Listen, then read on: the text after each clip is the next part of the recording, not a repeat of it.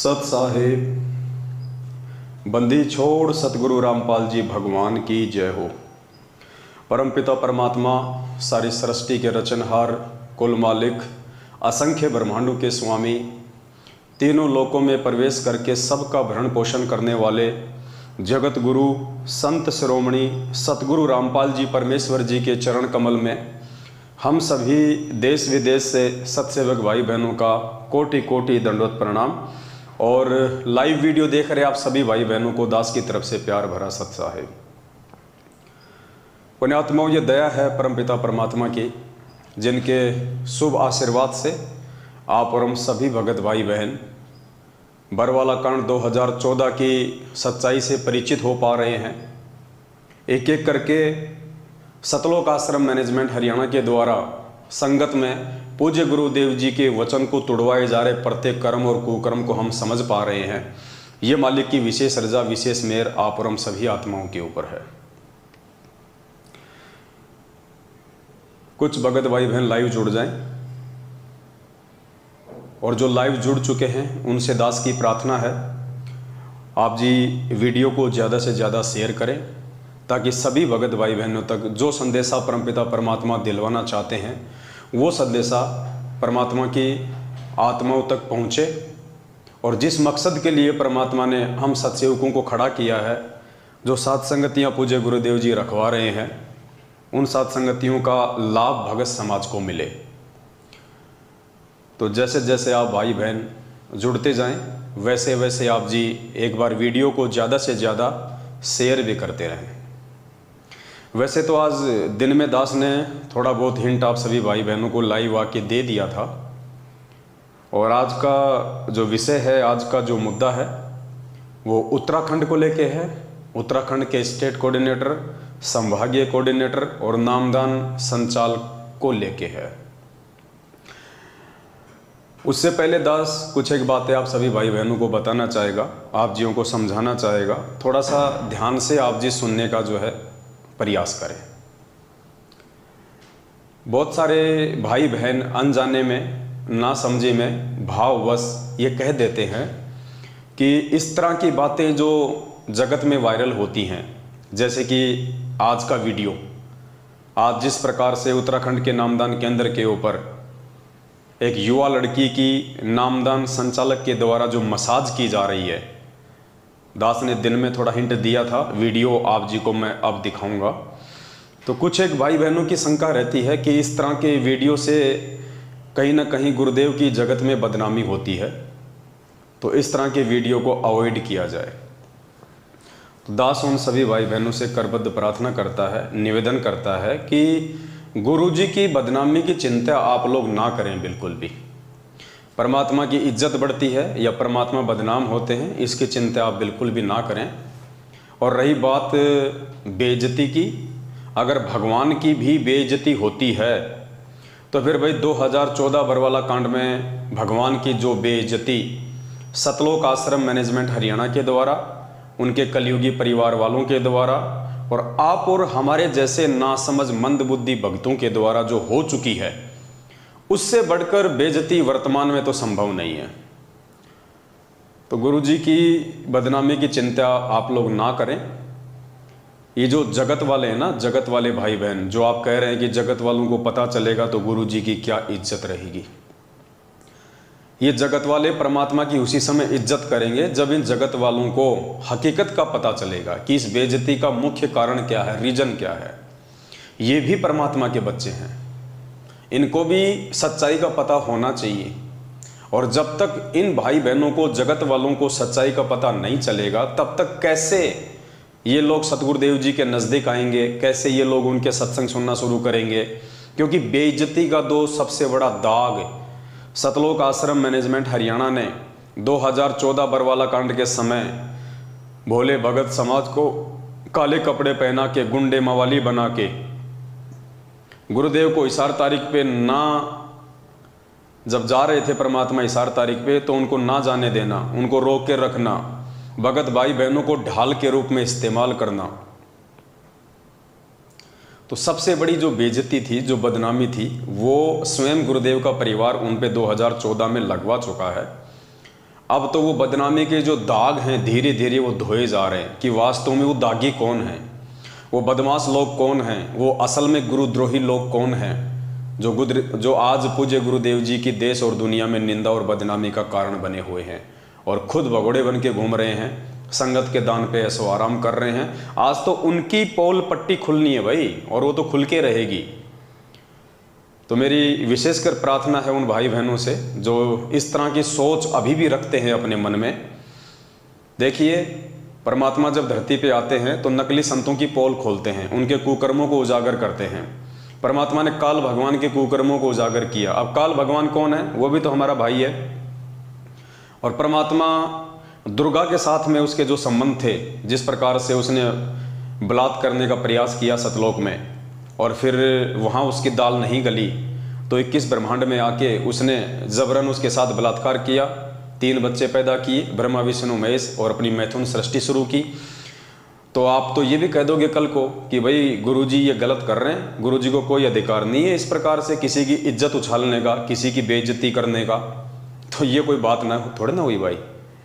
जब परमात्मा ने ब्रह्मा विष्णु महेश से लेके काल और दुर्गा तक के पाखंड को जनमानस के सामने कर दिया, तो ये काल भगवान के छोटे मोटे एजेंट सतलोक आश्रम मैनेजमेंट वाले जो आज अपनी उल्टी हरकतों से भगत समाज की मर्यादा तोड़वा रहे हैं, परमात्मा से उनको दूर कर रहे हैं, क्या उनका पाखंड सार्वजनिक करना उचित नहीं है? है, उचित है और ये जरूरी है।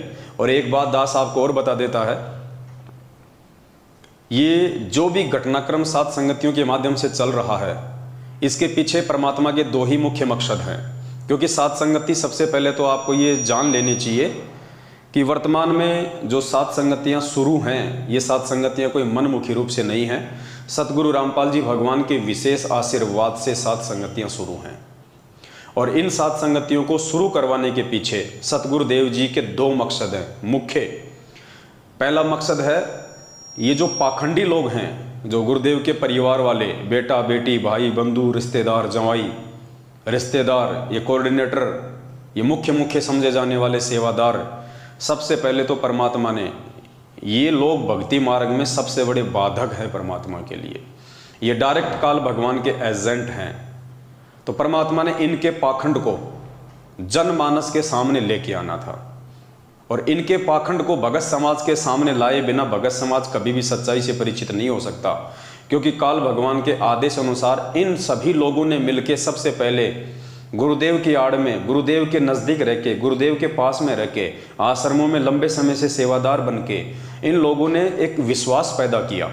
और आज वो काल भगवान उसी विश्वास का नाजायज फायदा भगत समाज की मर्यादा तोड़वाने में कर रहा है। तो ये सबसे बड़ा रोड़ा है, सबसे बड़ी बाधा है इस परमात्मा के मार्ग में, सबसे बड़ा ब्रेकर है उनका परिवार और ये मैनेजमेंट। तो भाई इसका तो पाखंड जनमानस के सामने आना जरूरी है और आके रहेगा। और 90% आ भी चुका है। भगत समाज धीरे धीरे सच्चाई से परिचित हो भी रहा है और हजारों की संख्या में लोग आए दिन मैनेजमेंट के कुकर्मों को देख के अपनी भक्ति बचाने के लिए इनसे नाता तोड़ भी रहे हैं। और ये होके रहेगा। एक दिन ये सतलोक आश्रम मैनेजमेंट हरियाणा खाली खोखा बन के रह जाएगा, एक भी व्यक्ति इनके पास में नहीं रहेगा। सब के सब लोग जिनको परमात्मा चाहिए, जो भक्ति के प्यासे हैं, वो लोग सात संगत से जुड़ जाएंगे। और जिनके संस्कार कमजोर हैं और जिनकी मर्यादाएं टूटी हुई हैं, वो लोग अपने घर बैठ जाएंगे या दूसरे पंथों संतों के पास जाके अपना जीवन बर्बाद कर लेंगे। तो ऐसे भाई बहनों से दास की प्रार्थना है, आप बिल्कुल भी परमात्मा की इज्जत और बेइज्जती की टेंशन ना लें। दूसरा मकसद सात संगति का, जो परमात्मा की विशेष आत्माएं हैं, जो विश्वासी आत्माएं हैं, जिनको परमात्मा ने इसी जन्म में पार करना है, जिनका मोक्ष करना है, जो परमात्मा के हीरे मोती लाल हैं, उन सभी आत्माओं को परमात्मा ने इनके पाखंड को दिखा दिखा के और सात संगतियों से जोड़ना है, उनको सच्चाई के रास्ते पे लाके खड़ा करना है, ताकि आगे की यात्रा वो मर्यादा में रह के शुरू कर सकें। और मर्यादा में रहेंगे तो ही हमारी भक्ति बनेगी, तो ही हम परमात्मा के भगत कहलाएंगे, अन्यथा हम भक्ति और भगवान से कोसों दूर हैं। तो ये दो मकसद हैं परमात्मा के, आप इनको गांठ बांध लीजिए। मैनेजमेंट का सत्यानाश निश्चित है, होके रहेगा, कोई रोक नहीं सकता। क्योंकि ये सतलोक आश्रम मैनेजमेंट हरियाणा कह लीजिए या गुरुदेव का कलयुगी परिवार कह लीजिए, ये भक्ति मार्ग में सबसे बड़ा रोड़ा है, सबसे बड़ी बाधा है, जिसको उखाड़ फेंकना परमात्मा के लिए नितांत आवश्यकता है। मालिक ने हमें चारों युगों का इतिहास पढ़ाया है, बताया है कि इस कबीर परमेश्वर के सत भक्ति मार्ग में सबसे बड़ा रोड़ा उनके अपने लोग खड़े होते हैं, जो नाद वाले, जो बिंद वाले हैं। दो प्रकार के होते हैं, एक नाद के, एक बिंद के। नाद वो होते हैं जो सतगुरु के वचन के बेटा बेटी होते हैं, जैसे आप और हम, और एक होते हैं बिंद के, जो उनके परिवार के होते हैं। तो परमात्मा ने कहा कि बिंद वालों ने तो इस भक्ति का हमेशा ही बट्ठा बैठाया है, और मेरा जो मार्ग है वो हमेशा मेरे नाद पुत्रों से, मेरे वचन के शिष्य और शिष्यों से चलता है। तो इस आधार से भी गुरुदेव के परिवार का जड़ से सत्यानाश होना लाजमी है। सत्यानाश का मतलब मैं ये नहीं कह रहा कि उनको मौत के घाट उतारना है परमात्मा ने, नहीं, वो तो जैसे उनके कर्म कुकर्म है उस आधार से उनको स्वतः आने वाले समय में उनको फल मिल जाएगा, उनको परिणाम मिल जाएगा। सत्यानाश का मतलब है संगत के सामने उनकी दो कौड़ी की इज्जत कर देना। आज नादानी में मूर्ख संगत का कुछ हिस्सा जो गुरुदेव के परिवार को, उनके परिवार के होने के चलते ब्रह्मा विष्णु महेश की तरह बहुत बड़ी उपाधि देके बैठे हैं और उन्हीं के सारे सतलोक जाने की सोच रहे हैं। उन लोगों के सामने उस परिवार को नंगा कर देना, बिल्कुल उनके पाखंडवाद को सबके सामने ले आना, वो कितना गुरुदेव को मानते हैं, कितना जानते हैं, इस बात की सबको जड़ से हकीकत का मालूम हो जाना। और तीसरी बात, परमात्मा ने तो अपने बेटा बेटी की भी नहीं छुपाई।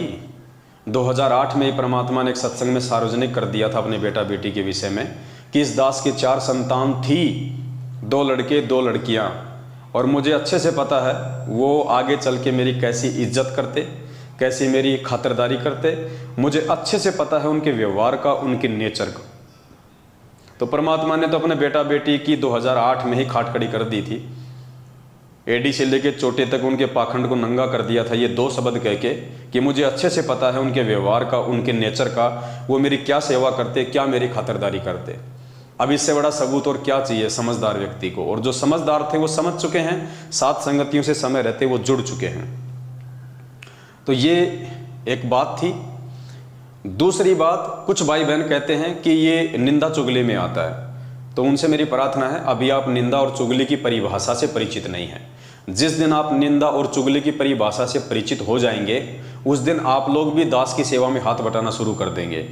अभी आप लोगों की दुनिया वालों की तरह वैसे ही सोच है जैसे जब गुरुजी नकली संतों और पंथों की पुस्तकें दिखा दिखा के सत्संगों के माध्यम से पोल खोलते हैं, राधा स्वामी पंथ की, जय गुरुदेव पंथ की, अन्य पंथों की, तो उनके जो अनुयायी होते हैं या अन्य जो नासमझ जगत वाले लोग हैं वो कहते हैं कि तुम्हारे गुरुजी तो निंदा करते हैं, क्योंकि अभी उनको निंदा की परिभाषा का ही नहीं पता। परमात्मा कहते हैं साचा शब्द कबीर का प्रकट किया जगमाही, और जैसे को तैसा कहे सो तो निंदा नाही। चोर को चोर कहना, ठग को ठग कहना, साहूकार को साहूकार कहना, उसकी निंदा चुगली में नहीं आता है। तो मैनेजमेंट के जैसे कर्म हैं, जैसे कुकर्म हैं, उनको वैसा का वैसा संगत के सामने सार्वजनिक कर देना निंदा चुगली में नहीं आता है। और पुण्यात्माओं, समय बहुत बीत चुका है। दास की प्रार्थना है, जो नए भगत भाई बहन हैं, जो अभी भी साथ संगत की वीडियो देख रहे हैं, जो अभी निर्णय नहीं कर पा रहे हैं कि क्या सही और क्या गलत है, उनसे दास की प्रार्थना है, समय ज़्यादा नहीं है और समय रहते आप जी सच्चाई से परिचित हो जाओ, नीर खीर का निबेरा कर लो, अपना एक स्टैंड सेट कर लो। 2 नाव की सवारी करोगे, ना घर के रहोगे ना घाट के, धोबी की कुत्ते वाली हालत हो जाएगी आने वाले दिनों में। अगर भक्ति करनी है तो आपने सच्चाई का साथ देना पड़ेगा, आपने सच्चाई के रास्ते पे चलना पड़ेगा। झूठ और झूठों का साथ देके कोई भी व्यक्ति आज तक परमात्मा को प्राप्त नहीं कर पाया है। और इस दुनिया में, इस कबीर परमेश्वर के सत भक्ति मार्ग में सबसे बड़ा झूठा, सबसे बड़ा ठग और सबसे बड़े दुष्ट यदि कोई है तो उनका परिवार है। ये सतलोक आश्रम मैनेजमेंट हरियाणा है। ये सबसे बड़े बाधक है, सबसे बड़ा रोड़ा है। आज तक इस परमेश्वर को जितना भी और जिन जिन लोगों ने भी दुखी किया है, उसमें सबसे पहला नंबर गुरुदेव के परिवार का है, इस मैनेजमेंट का है। 2014 के बाद से जितने भी भक्ति विरुद्ध कुकर्म आप भाई बहनों से करवाए गए हैं, इस मैनेजमेंट ने करवाए, गुरुजी के परिवार ने कराए, हमने नहीं करवाए। कुपात्र होने के बावजूद आप लोगों से ज्योति पाठ और दान का पैसा लेके उस पैसे को हरियाणा के जाट आरक्षण में देना, आनंदपाल सिंह की सीबीआई जांच में देना, अन्य सामाजिक धरनों में देना, गौशाला में देना, जाट समाज को देना और आपके कर्म फुड़वाना, ये काम सतलोक आश्रम मैनेजमेंट हरियाणा ने किया है, गुरुदेव के कलयुगी परिवार ने किया है।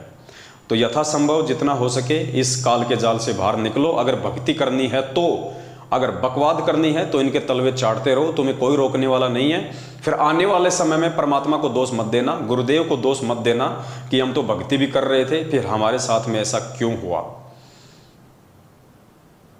तो अब हम आगे का वीडियो शुरू करते हैं और आज हमारा जो विषय है वो उत्तराखंड को लेके है।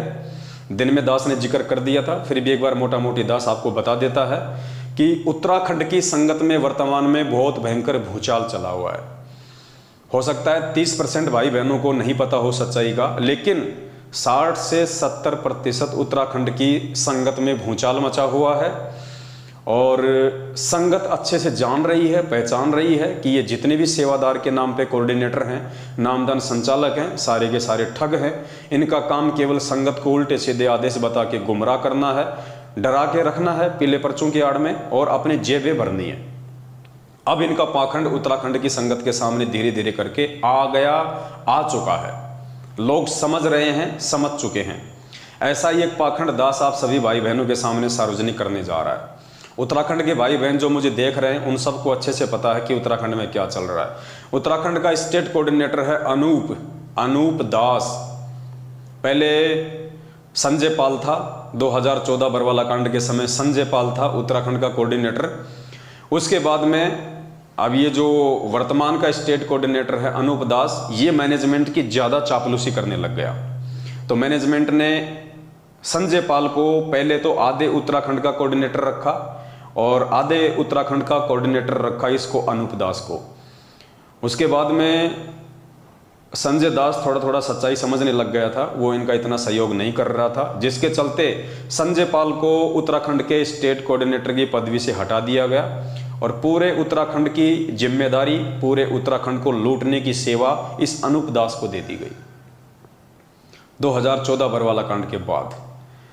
और एक संभागीय कोऑर्डिनेटर है इनका दीप दास, संभागीय कोऑर्डिनेटर दीप दास। इन दोनों के बीच में पिछले 1 महीने से घमासान लड़ाई चल रही है, चाहे वो पद को लेके हो, चाहे वो पैसों को लेके हो। ज़्यादातर उत्तराखंड की संगत को इस बात का पता है। इन दोनों के बीच में भयंकर लड़ाई झगड़ा चल रहा है। दोनों की आपस में माँ बहन होती है, माँ बहन की गालियों से ये बातें करते हैं, एक दूसरे की निंदा चुगली करते हैं और 20 लाख का गबन का आरोप उत्तराखंड के स्टेट कोऑर्डिनेटर अनूप दास ने दीप दास जो कि संभागीय कोऑर्डिनेटर है उसके ऊपर लगा रखा है। और दोनों बराबर की टक्कर के हैं। दीप दास भी पद छोड़ने को तैयार नहीं है, अनूप दास तो छोड़ने को तैयार होगा ही कहाँ से, क्योंकि वो तो 7 साल से मोटी मोटी मलाई खा रहा है, तो उसको तो हराम की खाने की आदत लग चुकी है, वो तो छोड़ ही कैसे देगा। तो दोनों के बीच में पैसों को लेके भयंकर मारामारी हो रही है। उत्तराखंड का स्टेट कोऑर्डिनेटर नहीं चाहता है कि अनूप दास दीप दास उत्तराखंड का संभागीय कोऑर्डिनेटर रहे, इसलिए उसको हटाने की तैयारी चल रही है। और संगत के सामने जैसे ये सारी बातें आई तो संगत ने भी ये अपना मूड बना लिया कि इन दोनों को हटाया जाए। लेकिन बात वही है, अगर और किसी को चूज करोगे और किसी को कोऑर्डिनेटर बनाओगे तो वो भी यही काम करेगा जो ये कर रहे हैं वर्तमान में, क्योंकि ये नामदान संचालक, ये जो जितने भी नामदान केंद्र हैं ये गुरुदेव के आदेश से है ही नहीं। इसलिए आप जितने भी नामदान केंद्र खोलोगे, जितने भी नामदान केंद्रों पे इन लोगों को बैठाओगे, ये सब के सब लोग संगत को ही ठगेंगे और इनका दूसरा कोई काम नहीं है काल प्रेरणा से। ये आप लोगों को भक्ति मार्ग की बातें नहीं बता सकते, आप लोगों को ज्ञान की बातें नहीं बता सकते। ये केवल आपकी मर्यादा तोड़वा सकते हैं, आपको भक्ति और भगवान से धीरे धीरे करके दूर लेके जा सकते हैं। तो आजकल हो क्या रहा है कि अनूप दास का एक रिश्तेदार है जोगा दास। अनूप दास जो स्टेट कोऑर्डिनेटर है उत्तराखंड का, उसका रिश्तेदार है जोगा दास, जो लोहा घाट है या बाला घाट है, मैं भूल जाता हूं बार बार, वहां का नामदान संचालक है जोगा दास, अनूप दास का रिश्तेदार। अब दीप दास और अनूप दास के बीच में लड़ाई चल रही है। अब बीच में जोगा दास के यहाँ पे जो नामदान केंद्र है वहां से एक वीडियो वायरल होता है, छोटा सा 50 सेकंड का, जिसमें उत्तराखंड के स्टेट कोऑर्डिनेटर के इज्जतदार रिश्तेदार जोगादास जी अपने ही नामदान केंद्र पे और उसी नामदान केंद्र पे भंडारे में सेवा के लिए आने वाली एक 20-22 साल की एक लड़की है जिसने नाम ले रखा है, उस लड़की की नामदान केंद्र पे लेटा के उसकी मसाज कर रहा है। लड़की जो है औंधी लेटी हुई है और एक मशीन है जो हेड मसाज की आती है, उस मसाज से उसकी कमर की मसाज कर रहा है खुद जोगादास। है तो बेहद शर्म की बात, है तो बेहद घटिया बात, बेहद निंदनीय है। मान लीजिए यदि उस बहन को कमर में दर्द था, कोई पीड़ा थी, तो उसकी मसाज कोई बहन भी तो कर सकती थी, कोई दूसरी लड़की भी तो उसकी मसाज कर सकती थी। नामदान संचालक ही क्यों मसाज कर रहा है उसकी? पुण्यात्माओं, ये अपोजिट सेक्स का मामला है। रजोगुण का प्रभाव धरती पे सबसे ज्यादा है और मर्यादा सबकी खंडित है। ये तो सिर्फ दास आपको एक ऑप्शनल बात बता रहा है कि मान लीजिए उस लड़की की कमर में दर्द था, तो उसकी मसाज कोई दूसरी लड़की भी तो कर सकती थी। वहां पे और भी लोग खड़े हैं, अभी आपको वीडियो दिखाऊंगा, उसमें और माता बहनों की भी आवाज आ रही है जो वहीं बैठे हुए हैं, और वो जोगादास नामदान संचालक ही उस बहन की मसाज कर रहा है। शर्म की बात है। और उसके बाद फिर वीडियो भी वायरल कर रहा है। अब धीरे धीरे उत्तराखंड में जब ये वीडियो फैलने लगा, दास पहले आपको एक बार वीडियो दिखा देता है, और उत्तराखंड के बालाघाट या लोहाघाट के जो भाई बहन है, चंपावत जिला है, जिला चंपावत बालाघाट, एक मिनट में अभी देख लेता हूं कौन सा घाट है वो।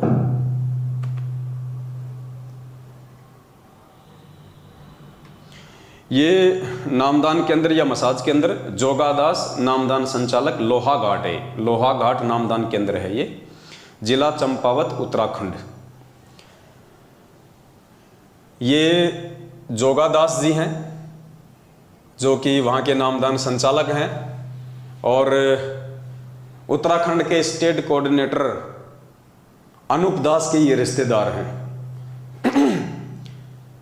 ये सामने सतगुरु रामपाल जी भगवान की फोटो है, ये नामदान केंद्र का सीन है। सामने सतगुरु रामपाल जी भगवान का बड़ा सारा पोस्टर लगा हुआ है। इधर ये 20-22 साल की ये लड़की है, युवा लड़की है, जो वहाँ के नामदान केंद्र पे सेवा करने आती है। भाई साहब के हाथ में ये मशीन है और ये कमर के नीचे के हिस्से की ये इसकी मसाज कर रहा है। और मसाज तो बहुत काफ़ी समय की इसने, हो सकता है 20-25 मिनट तक मसाज की हो, लेकिन वीडियो केवल 50 सेकंड का ही आया है। तो आप एक बार वीडियो देख लीजिएगा।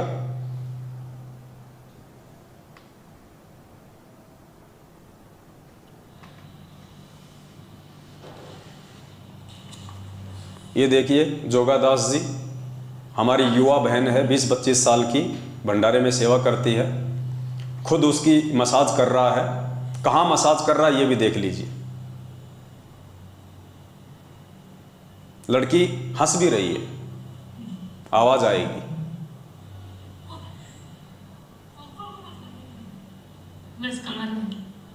और भी लोग खड़े हैं। भाई साहब वॉल्यूम थोड़ा तेज कर रहा है। अरे हंसो मत बहन जी, हंसो मत, कोई नहीं देख रहा, कोई नहीं देख रहा, हंसो मत। तो पुण्यात्माओं, ये वीडियो आप सभी भाई बहनों के सामने, जो उत्तराखंड के लोग हैं वो अच्छे से जानते हैं इनको, अच्छे से पहचानते हैं इनको, इसलिए ये कोई झूठा वीडियो नहीं है, ये कोई फर्जी वीडियो नहीं है। अब ये शर्म की बात है, ये सोचने की बात है। ये लोग इतने काल प्रेरित हो चुके हैं रजोगुण के प्रभाव से, इनको इतनी भी तमीज नहीं है, इनको इतनी भी कॉमन सेंस नहीं है कि एक युवा लड़की जो 20 से 25 साल की उम्र की है, नामदान केंद्र पे सेवा करती है, और मान लीजिए कि किसी कारण से इस लड़की की कमर में दर्द भी हो रहा होगा, चलो हम ये मान लेते हैं, तो भी इस नालायक व्यक्ति को, इस मूर्ख प्राणी को ये शर्म आनी चाहिए थी इस लड़की की खुद मसाज करते हुए। इसके घर में इसकी पत्नी भी है, इसके घर में इसकी बेटी भी होगी, नामदान केंद्र पे और भी माता बहनों की आवाज़ आ रही है, क्या वो मसाज नहीं कर सकती थी? क्या ये मशीन कोई कंप्यूटर से चलती है क्या, जो केवल जोगा दास को ही मालूम है, इसको यही इसका एक्सपीरियंस होल्डर है? और दूसरी बात पुण्यात्माओं, अगर ये मसाज के अंदर नहीं है, अगर ये नामदान के अंदर मसाज के अंदर नहीं है, तो जोगा दास के घर में ये मशीन का क्या काम है? ये मशीन तो नाई की दुकान पे होनी चाहिए। इस मशीन से तो नाई लोग मसाज करते हैं। पहली बात तो भगत को कोई मतलब ही नहीं है अपने घर पे मसाज की मशीन रखने का, तो ये मशीन क्यों रखी हुई है? इससे आइडिया लगा सकते हैं आप लोग। ये मसाज के बहाने ये लोग किस क्रिया को जन्म दे रहे हैं? मसाज के बहाने इन नामदान केंद्रों पे क्या चल रहा है? ये नामदान संचालक नहीं है, ये काल भगवान के एजेंट हैं। अब ये युवा लड़की 20-25 साल की उम्र ही क्या होती है, कभी भी बहक सकती है, कैसे भी बहल सकती है। आए दिन संगत में ऐसे ही मुकदमे हो रहे हैं। युवा लड़के लड़कियां पुस्तक सेवा करने जाते हैं, आते वक्त दोनों सेटिंग कर लेते हैं। बहुत सारे केस है ऐसे। पुस्तक सेवा के बहाने माँ बाप अपने युवा बेटा बेटियों को भेज देते हैं और वो आपस में अपनी सेटिंग कर लेते हैं। बहुत सारे मुकदमे हुए पड़े हैं संगत में, बहुत सारे। तो देखिए आपकी आंखों के सामने ये क्या हो रहा है यहाँ पे। शर्म की बात है पुण्यात्माओं, शर्म की बात है। ऐसे लोगों की वजह से, ऐसे दुष्ट प्राणियों की वजह से, ऐसे एडी से लेके चोटी तक रजोगुण से ओतप्रोत इन महान पुरुषों की वजह से आज सतगुरु रामपाल जी भगवान बदनाम है। अरे वीडियो बना के वायरल करने की क्या जरूरत थी महापुरुष? इस वीडियो को रोकने के लिए, इस वीडियो को वायरल ना हो, इस वीडियो को रोकने के लिए उत्तराखंड का स्टेट कोऑर्डिनेटर अनूप दास एडी से चोटी तक का जोर लगा रहा था। एडी से चोटी तक का। क्यों? क्योंकि ये उसका रिश्तेदार है। और दीपदास को यदि संभागीय कोऑर्डिनेटर के पद से हटाया जा रहा है तो फिर इसको क्यों रखा जाएगा? इसलिए इस वीडियो को उसने बहुत सारी जगहों से उसने डिलीट भी करवाया, बहुत सारे लोगों पे उसने दबाव भी डाला गुरुजी का आदेश बता के कि इस वीडियो को आगे शेयर ना किया जाए वरना नामखंड हो जाएगा। क्यों? क्योंकि इसके रिश्तेदार की इज्जत पे आन पड़ी है। अगर दीपदास को हटाना है तो फिर रिश्तेदार को भी हटाना पड़ेगा। अब रिश्तेदार को हटा नहीं सकता क्योंकि रिश्तेदार उसको पैसे कमा कमा के दे रहा है, रिश्तेदार भी अच्छे तरीके से मसाज कर रहा है, बढ़िया उसका भी मन बहल रहा है। इसलिए 1 महीने से उत्तराखंड के स्टेट कोऑर्डिनेटर अनूप दास और संभागीय कोऑर्डिनेटर दीपदास के बीच में 36 का आंकड़ा हो रखा है। अपने इस सारी गंदगी के बीच में कौन पिस रहा है, कौन मर रहा है? नुकसान किसका है? परमात्मा का और संगत का। सबसे बड़ा नुकसान संगत का। अब आप सोचिए, ऐसे रजोगुण से प्रभावित व्यक्तियों के नामदान केंद्रों पे जाके आप क्या नाम शुद्ध करवाएंगे? आप इनके तो खुद के नामखंड पड़े, इन व्यक्तियों के तो खुद के नामखंड पड़े हैं, तुम्हारे नाम कहां से शुद्ध करवाएंगे? और जो इज्जतदार भाई बहन हैं, जिनके समाज में इज्जत है, जो अच्छे घरों के भगत भाई बहन हैं, उनसे मेरी हाथ जोड़ के विनती है, पहली बात तो इन फर्जी नामदान केंद्रों पे आप जाइए मत, क्योंकि ये काल भगवान के नामदान केंद्र हैं, ये सतगुरु रामपाल जी भगवान के नहीं हैं। और फिर भी यदि आप अपनी छोटी सोच के चलते, हमारी बातों को महत्व ना देने के चलते इन नामदान केंद्रों पे जाना पसंद भी करते हैं, तो भाई मेरी हाथ जोड़ के विनती है, आपकी जो युवा लड़कियां हैं, आपकी युवा बहन है, आपकी युवा पत्नी है या आपकी लड़की है, आप उनको अकेले में किसी भी नामदान केंद्र पे ना भेजिए, क्योंकि हर नामदान केंद्र पे भगत के भेष में एक भेड़िया बैठा है, एक राक्षस बैठा है। कब आपकी बहन बेटी और पत्नी के साथ में कुकर्म हो जाए कोई भरोसा नहीं है, कोई गारंटी नहीं है। कल को ये मत कहना कि हमारे को किसी ने बताया नहीं। सबको पता है, आज से 2 साल पहले मध्य प्रदेश के धार जिले के नामदान केंद्र पे आदिवासी समाज की एक भूरी दासी नाम की बहन, दास ने 3 घंटे का वीडियो बनाया था, अपने 3 बच्चों के साथ में या 2 बच्चों के साथ में, छोटे छोटे बच्चों के साथ में नाम शुद्ध करवाने गई थी। पुण्यात्माओं, धार जिले का नामदान सेवादार, उसका नाम भूल गया मैं, क्या नाम था भगत जी उसका, ध्यान है? जो मर गया अभी, एक्सीडेंट में मरा, उसका नाम दास के दिमाग से निकल गया, भैरूलाल जो धार जिले के नामदान पे सेवा करता था, फार्म भरने की, नाम दीक्षा दिलवाने की। हालांकि अभी 1 महीने पहले उसका एक्सीडेंट हुआ और वो मर गया, अकाल मौत, ट्रैक्टर के नीचे दब के। अब जैसे कर्म करोगे वैसे परिणाम तो मिलेंगे। उस व्यक्ति ने उस बहन के साथ 8 दिन तक नामदान केंद्र के ऊपर बलात्कार किया, उस बहन को अपनी हवस का शिकार बनाया। और जब मामला सबके सामने आ गया तो देखिए, दुष्ट लोग मैनेजमेंट वाले उस मामले को दबाने के लिए गुरुजी का आदेश बता रहे हैं कि गुरुजी का आदेश है इस मामले को दबा दिया जाए। 10-15 लाख रुपए उस बहन के पति को भी दिए ताकि वो अपनी FIR वापस ले ले। उस बहन को कोर्ट में ले जाके एफिडेविट लिखवा लिया कि हमें आपस में प्यार हो गया था। 3 बच्चों की माँ वो भूरी दासी, 2 बच्चों का बाप वो भैरूलाल, और आपस में उनको आई लव यू हो गया। ये है काल प्रेरित लोगों की सोच, ये है नामदान केंद्रों की हकीकत। एक नहीं, कुछ दिन पहले, लगभग 7-8 महीने हुए होंगे, हरियाणा के सोनीपत नामदान केंद्र से नामदान संचालक रणवीर को हटा दिया गया था। क्यों? वहां जो माता बहनें आती थी वो उनके मोबाइल नंबर लेके फिर रात को मीठी मीठी बातें करता था। उसकी एक ऐसी ही ऑडियो किसी बहन के साथ वायरल हो गई, अश्लील बातें करते हुए। बताओ, जिसके खोपड़ी में सफेद बाल आ रहे हैं, नामदान संचालक है रणवीर दास, सोनीपत नामदान केंद्र का, हरियाणा, और माता बहनों के साथ में अश्लील बातें करता है। और जब वो ऑडियो उसकी वायरल हुई तो उसको कुछ दिनों के लिए हटा दिया गया। 1 महीने बाद उसको वापस सेवा में ले लिया। मामला ठंडा हो गया, संगत मूर्ख है, संगत ने ध्यान नहीं दिया। तो ये एक नहीं पुण्यात्माओं, इनके जितने भी नामदान केंद्र हैं, कुछ एक को छोड़ के 90% जितने भी नामदान केंद्र हैं, ये सब के सब हवस के अड्डे हैं। ये सब के सब हवस के अड्डे हैं। कुछ माता बहनें तो शर्माते हुए बताती नहीं है फिर बातें, कुछ माता बहनें तो शर्माते हुए अपनी इज्जत के डर से इनकी हकीकत बाहर आके नहीं बताती हैं, और कुछ चीजें परमात्मा की दया से बाहर आ जाती हैं ताकि संगत को मालूम पड़े कि हकीकत क्या है। तो ये हकीकत आपके सामने है, कोई झूठ नहीं है, कोई पाखंड नहीं है, वीडियो में प्रमाण है। ये जोगादास जी हैं जो व्हाइट कलर की टोपी पहन रखी है, सब जानते हैं उत्तराखंड के लोग इनको, चंपावत जिले के हैं, बालाघाट नामदान केंद्र है, लोहा घाट। वीडियो एक बार फिर से देख लीजिए, अगर आपको समझ में नहीं आया, ढंग से नहीं दिखाया तो वीडियो एक बार फिर से देख लीजिए।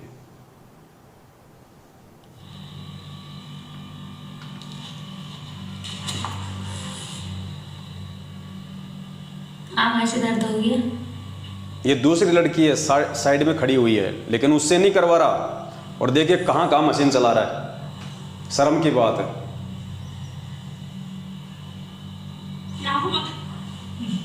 गुदगुदी हो रही है, हंस रही है।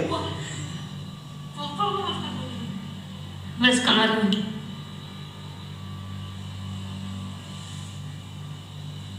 अरे वॉल्यूम ज्यादा मत कर, रहने दे भाई, वॉल्यूम ज्यादा मत कर। अरे धीरे धीरे धीरे धीरे धीरे, और भी लोग देख रहे हैं, लाखों लोग देख रहे हैं, धीरे हंसो मत। तो ये है पुण्यात्माओं हकीकत इन फर्जी नामदान केंद्रों की। आए दिन दास कुत्ते की तरह भोगता रहता आप सभी भाई बहनों को। और निवेदन करूंगा, फिर से निवेदन करूंगा, जो इज्जतदार भाई बहन हैं, जिन्होंने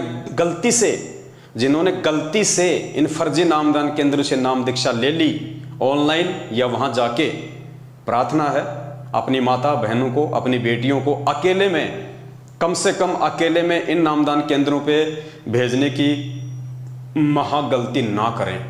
कब आपकी घर की इज्जत को बाजार में नंगा कर दिया जा सकता है, कोई भरोसा नहीं है, कोई भरोसा नहीं है। ये राक्षस लोग हैं। अरे जो सतगुरु रामपाल जी भगवान के साथ में दगा कर सकते हैं, उनकी संगत के साथ में दगा कर सकते हैं, आपकी बहन बेटियां उनके लिए क्या महत्व रखती हैं? तो दास की प्रार्थना है, थोड़ा बचिए इन लोगों से और बचाइए अपने घर की इज्जत को इन फर्जी नामदान केंद्रों पे भेज के। और पुण्यात्माओं, समय रहते साथ संगति से जुड़ जाओ। और एक बार आप साथ संगति से जुड़े, आपको किसी नामदान केंद्र पे जाने की जरूरत नहीं है, आपको कहीं कोई नाम शुद्ध करवाने की जरूरत नहीं है। क्योंकि जिस दिन आप सात संगति से जुड़ जाओगे, सत्य से परिचित हो जाओगे, आपकी आत्मा इतनी दृढ़ हो जाएगी और सात संगति से जुड़ने के चलते आपको इतना विश्वास हो जाएगा, आप जिंदगी में मर्यादा खंडित नहीं करोगे। और जो मर्यादा खंडित नहीं करेगा उसको क्या जरूरत है फर्जी नामदान केंद्रों पे धक्के खाने की, अपनी इज्जत उतरवाने की। तो देखिए कैसे नंगा नाच इन नामदान केंद्रों पे चल रहा है, कैसा नंगा नाच। कॉमन सेंस भी नहीं है इन लोगों को, काल इस कदर इनकी बुद्धि पे सवार है, इनको कॉमन सेंस भी नहीं है कि हो क्या रहा, हम क्या कर रहे हैं, हम किस रास्ते पे जा रहे हैं। ये परमात्मा की विशेष मेहर समझ लेना पुण्यात्माओं, जो ये वीडियो बाहर निकल के आया है, वरना इस वीडियो को रोकने के लिए तो लाखों रुपए बर्बाद कर दिए मैनेजमेंट ने, संगत का लाखों रुपया, कि ये वीडियो संगत में वायरल ना हो। लेकिन भाई होने को कौन रोक सकता है? जब परमात्मा खुद ही चाह रहे हैं वीडियो को वायरल करवाना, तो भाई तुम्हारी क्या औकात है कि तुम 1 लाख क्या 1 करोड़ रुपया खर्च कर दो, वीडियो नहीं रुकने वाला। तो ये विशेषकर उत्तराखंड की संगत को तो समझ में आ जाना चाहिए पुण्यात्माओं, आप लोगों के जीवन के साथ में क्या खिलवाड़ किया जा रहा है, आप लोगों को कहां बैठाया जा चुका है काल भगवान की गोद में। अरे किस बात से डरते हो आप लोग, किस बात की चिंता है आप लोगों को? अरे नाम आपको संत रामपाल जी भगवान ने दिया, ज्ञान आपको संत रामपाल जी भगवान ने दिया, सतलोक आपको संत रामपाल जी भगवान लेके जाएंगे। तुम चापलूसी इन 2 कोड़ी के जीवों की क्यों कर रहे हो? तुम इनकी गुलामी क्यों कर रहे हो भाई? किस बात का डर है तुम्हें, किस बात का भय है? ये छोटे छोटे एजेंट हैं, ये तो छोटे छोटे एजेंट पृथ्वी लोक पे। कल को जब शरीर छोड़ोगे, त्रिकुटी पे जाओगे, तो परमात्मा कहते हैं 14 करोड़ यम के दूत मिलेंगे, 14 करोड़। उनका सामना कैसे करोगे भाई साहब? उनका सामना कैसे करोगे जब पृथ्वी लोक पे इन 2 कोड़ी के जीवों का सामना नहीं कर पा रहे तुम? आंखों देखने के बाद भी सच को सच कहने की तुम्हारी हिम्मत नहीं है, तुम कहां से सतलोक प्राप्त करोगे?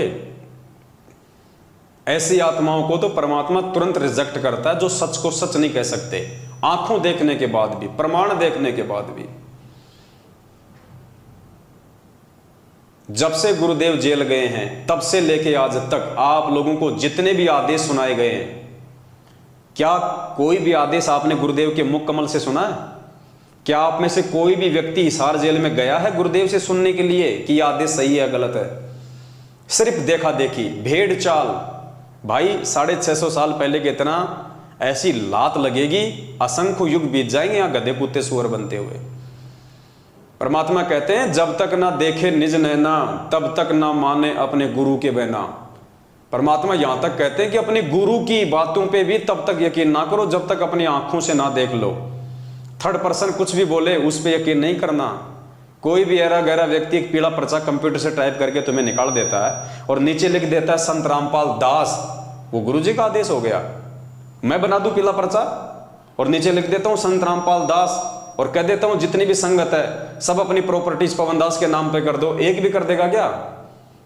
तो क्यों? तुम मूर्ख हो, तुम गधे हो, तुम्हारी बुद्धि उस स्तर की काम नहीं कर रही। रह जाओगे, रोगे सिर पे हाथ रख के बाद में, बता रहा हूं तुम्हें, कुछ हाथ नहीं लगेगा। ये परीक्षा चल रही है, परीक्षा, मजाक नहीं चल रहा। 2014 के बाद से भगवान हमारी कदम कदम पे परीक्षा ले रहा है, इसको मजाक मत समझ लेना। रह जाओगे, रोगे सिर पे हाथ रख के, कुछ नहीं मिलेगा बाद में। फिर कहते रहना अरे यार वो पवन दास तो बिल्कुल ठीक कहा करता था, अरे यार हमने ध्यान ही नहीं दिया।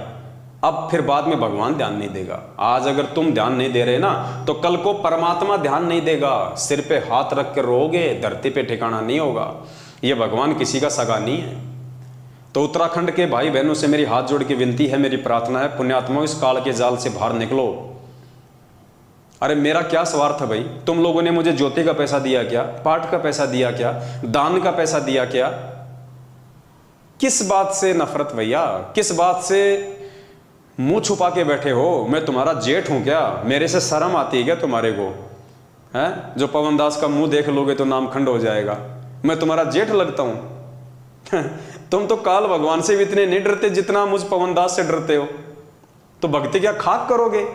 जब तुम मेरे से पृथ्वी लोक पे इतना डर रहे हो तो ऊपर जाओगे और काल भगवान मिलेगा और उसके एजेंट मिलेंगे, तब तो तुम्हारा सब कुछ एक हो जाएगा, तुम कहां टिक पाओगे उनके सामने। जब पवन दास के वीडियो देखने की तुम हिम्मत नहीं कर सकते, पवन दास से बात करने की तुम हिम्मत नहीं कर सकते, तुम्हें इतना भय है, अरे ऊपर जाओगे 21 ब्रह्मांड के स्वामी से तो तुम नजर भी नहीं मिला पाओगे, तुम्हारी पतलून गीली हो जाएगी उसको देखते ही। ये रिहर्सल चल रही है, परमात्मा रिहर्सल करवा रहा है सत्य असत्य की, धर्म और अधर्म की लड़ाई है। रोगे बात में सिर पे हाथ धर के, कुछ नहीं मिलेगा। तो उत्तराखंड वाले भाई बहनों से मेरी प्रार्थना है थोड़ा समझे इन चीजों को। और दूसरा ये देखिए, दास आपको पिछली बार भी ये दिखाना चाहता था लेकिन आपको दिखा नहीं पाया, मूर्खता की हद होती है।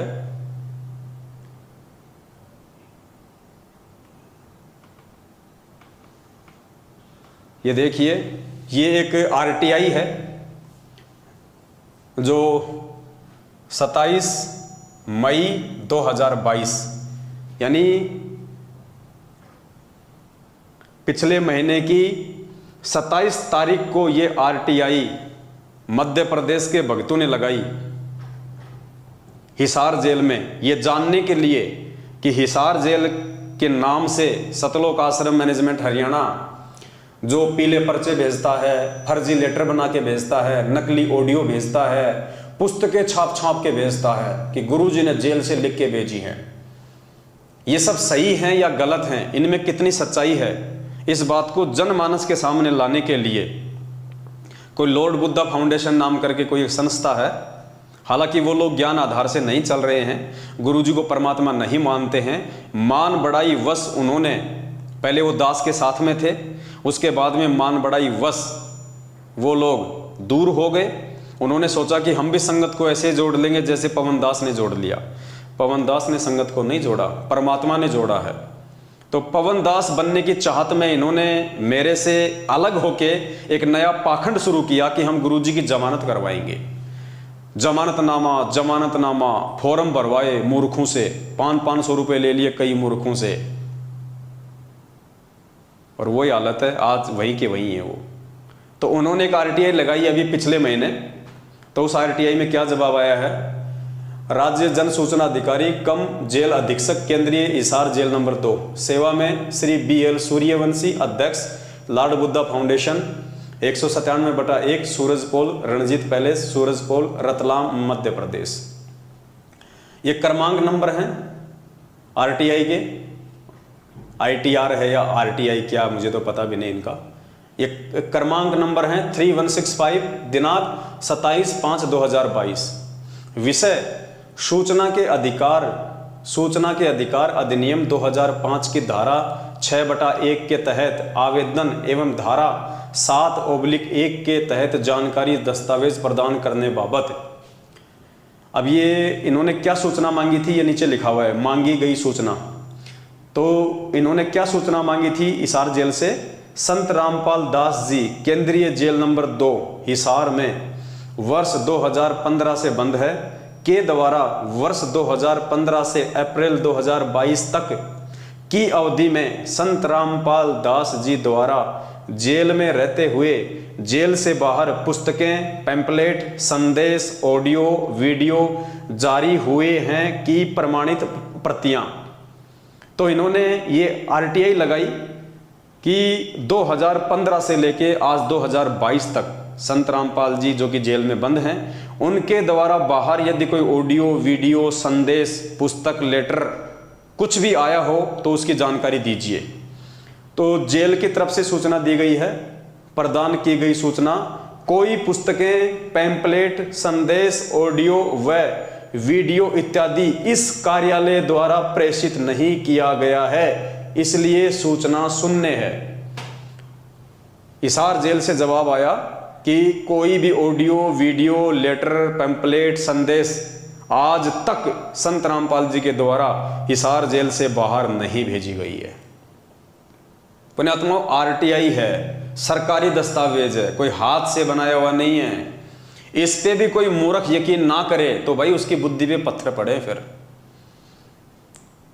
ये सारा का सारा षड्यंत्र ये मैनेजमेंट वाले अपने स्तर पे संगत को ठगने के लिए, देखो पुण्यात्माओं, दास पहले भी कई बार स्पष्ट कर चुका है, दास आज भी आप लोगों को बोल रहा है, सतलोक आश्रम मैनेजमेंट हरियाणा और गुरुजी का परिवार, इन्होंने फाइनल मान लिया है कि संत रामपाल जी जेल से बाहर कतई नहीं आने वाले। क्योंकि जो व्यक्ति अपने गुरु को मानुष मानेगा, अपने जैसा मानेगा, एक इंसान मानेगा, वो उसी आधार से सोचेगा। तो इन्होंने देखा कि संत रामपाल जी के ऊपर डबल आजीवन उम्र कैद की सजा हो चुकी है, यानी मरते दम तक उनको जेल में रहना है। तो एक आम व्यक्ति मानने के चलते इनको फाइनल हो गया कि संत रामपाल जी अब जेल से बाहर नहीं आने वाले। अब संगत को हाथ से मत जाने दो, संगत का फायदा उठाओ। तो इन्होंने गुरुजी के आदेशों की आड़ में ये पैम्पलेट, पुस्तक, संदेश, ऑडियो, ये एक इन्होंने ड्रामा रचा कि संगत मूर्ख है, संगत भोली है, हम गुरुजी के परिवार वाले हैं, हम कोऑर्डिनेटर हैं, हम स्टेट कोऑर्डिनेटर हैं, संगत मूर्ख है, हमारे ऊपर ही विश्वास करेगी कि ये तो गुरुजी का भाई है, ये तो गुरुजी की बेटी है, ये तो गुरुजी का जवाई है, ये तो स्टेट कोऑर्डिनेटर है, आश्रम में गुरुजी के साथ में सेवा करता था, हमने इसको बहुत देखा आश्रम में। तो संगत हमारे ऊपर विश्वास करेगी और हम गुरुजी के आदेशों की आड़ में संगत को जम के लूटेंगे। और ये लूट पिछले 8 वर्षों से अनवरत जारी है। और इस लूट में मंदबुद्धि, नासमझ और बेबुद्धि किस्म के इंसान आते हैं जो इस लूट का हिस्सा बने हुए हैं, जो इतना ज्ञान लेने के बाद भी अपने गुरुजी के वचनों को छोड़ के, अपने गुरुदेव के सत्संग रूपी वचनों को छोड़ के, इन 2 कोडी के गुरुजी के परिवार वाले और कोऑर्डिनेटर और ये जगह जगह जो भिखारी बैठा दिए गए हैं नामदान केंद्र खोल खोल के, इनके आदेशों को महत्व दे रहे हैं। पुण्यात्माओं, कहां सतलोक जाओगे? ये रिहर्सल हो रही है, परमात्मा हमसे अभ्यास करवा रहा है कि जब तुम यही ठगे जा रहे हो तो ऊपर तुम कैसे साहूकार बनोगे? जब तुम यही नहीं समझ पा रहे कि मेरे गुरुदेव ने 27 साल से मुझे क्या पाठ पढ़ाया, बेटा राजनीति नहीं करनी, राजनीति बहुत गंदा खेल है, भगत को राजनीति से दूर रहना चाहिए, जगतकार भगत का 36 का आंकड़ा है, ना गलत काम करना, ना गलत काम में सहयोग देना, और तुम्हारे को एक पीला पर्चा निकाल के और राजनीति करवा के कि बीजेपी को ही वोट देना है। और एक पर्चे में तो इन महापुरुषों ने यहां तक लिख दिया कि जिन जिन भक्तों ने बीजेपी को वोट नहीं दिया उनका तो जिंदगी में कभी नाम ही शुद्ध नहीं होगा। गुरुजी का आदेश बता दिया। कमाल हो गया भाई,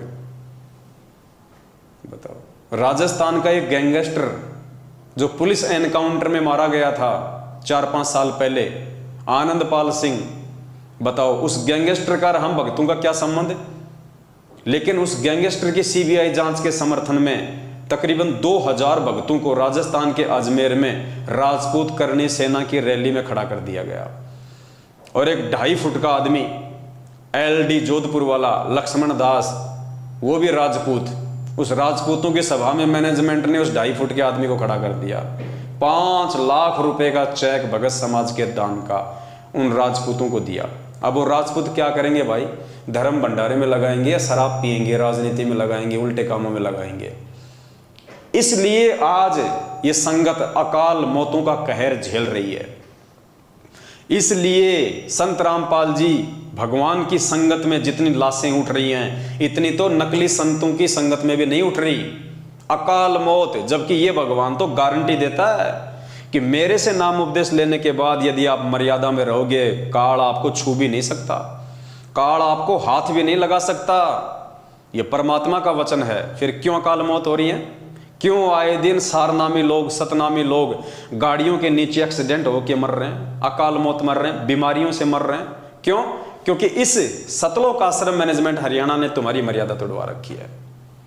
तुम्हें ना घर का छोड़ा, ना घाट का छोड़ा, तुम्हें धोबी का कुत्ता बना के छोड़ दिया इन लोगों ने।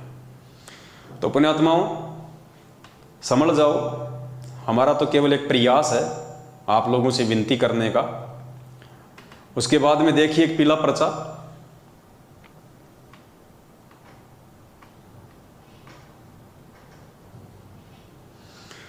ये देखिए, दिनांक 25/6/2022, अभी 3 दिन पहले ये पीला पर्चा आया है। 3 दिन पहले, 3 दिन पहले का ये पीला पर्चा है। और ये पीला पर्चा किस विषय में है, थोड़ा सा दास आपको वर्बली बता देता है। आपको पता है आज से 5-6 दिन पहले सतगुरुदेव जी की जो कलयुगी बेटी है मंजू, उसका जो पति है संजय खानपुर वाला, जो सतलोक आश्रम बरवाला में गुरुजी का बॉडीगार्ड था, गनमैन था, गुरुजी की बॉडी की रक्षा करता था, आर्मी से रिटायर। 2014 बरवाला कांड के बाद में भगोड़ा 7.5 साल से 3 दिन पहले वो पकड़ा गया, रिमांड पे चढ़ा दिया गया, 2 दिन के रिमांड पे। मैनेजमेंट ने शक किया एक भगत के ऊपर जो हरियाणा पुलिस में है, सब इंस्पेक्टर है, नाम है सुभाष दास। पहले हिसार में ड्यूटी थी, उसके बाद में रोहतक में ड्यूटी हो गई। मैनेजमेंट ने एक पीला पर्चा निकाला जो मैंने आपको दिखाया था कि हमें शक है। गुरुजी की तरफ से वो पीला पर्चा लिख के बताया कि गुरुजी ने लिखा है कि मुझे शक है कि सुभाष ने ही संजय खानपुर वाले को पकड़वाया है, और इस सुभाष को सभी नामदान केंद्रों से नो एंट्री कर दो, संगत से इसकी नो एंट्री कर दो। इसने तो सांप का काम किया, सांप का, आस्तीन के सांप का काम किया है। वो पीला पर्चा मैंने आपको पढ़ाया। 2 दिन बाद एक दूसरा पीला पर्चा आ गया। ये 2 दिन बाद सत साहेब सर्व संगत को दास का शुभ आशीर्वाद, परमेश्वर कबीर जी में आपकी आस्था और दृढ़ हो। जैसा कि भगत सुभाष सन ऑफ श्री महेंद्र सिंह, गांव सुंडाना, जिला रोहतक के प्रति संदेह हुआ था कि उसने भगत संजय दास खानपुर को एसटीएफ पुलिस को सीआईडी देकर पकड़वाया है। ये लो जी, उस लेटर में तो क्या लिखा था हिसार जेल से इन लोगों के अनुसार गुरुजी ने कि हमें शक है कि सुभाष ने संजय को पकड़वाया है एसटीएफ टीम रोहतक के द्वारा, सूचना देके, मुखबिर बनके, और सभी नामदान केंद्रों से इसकी नो एंट्री कर दो। और अब क्या आ गया,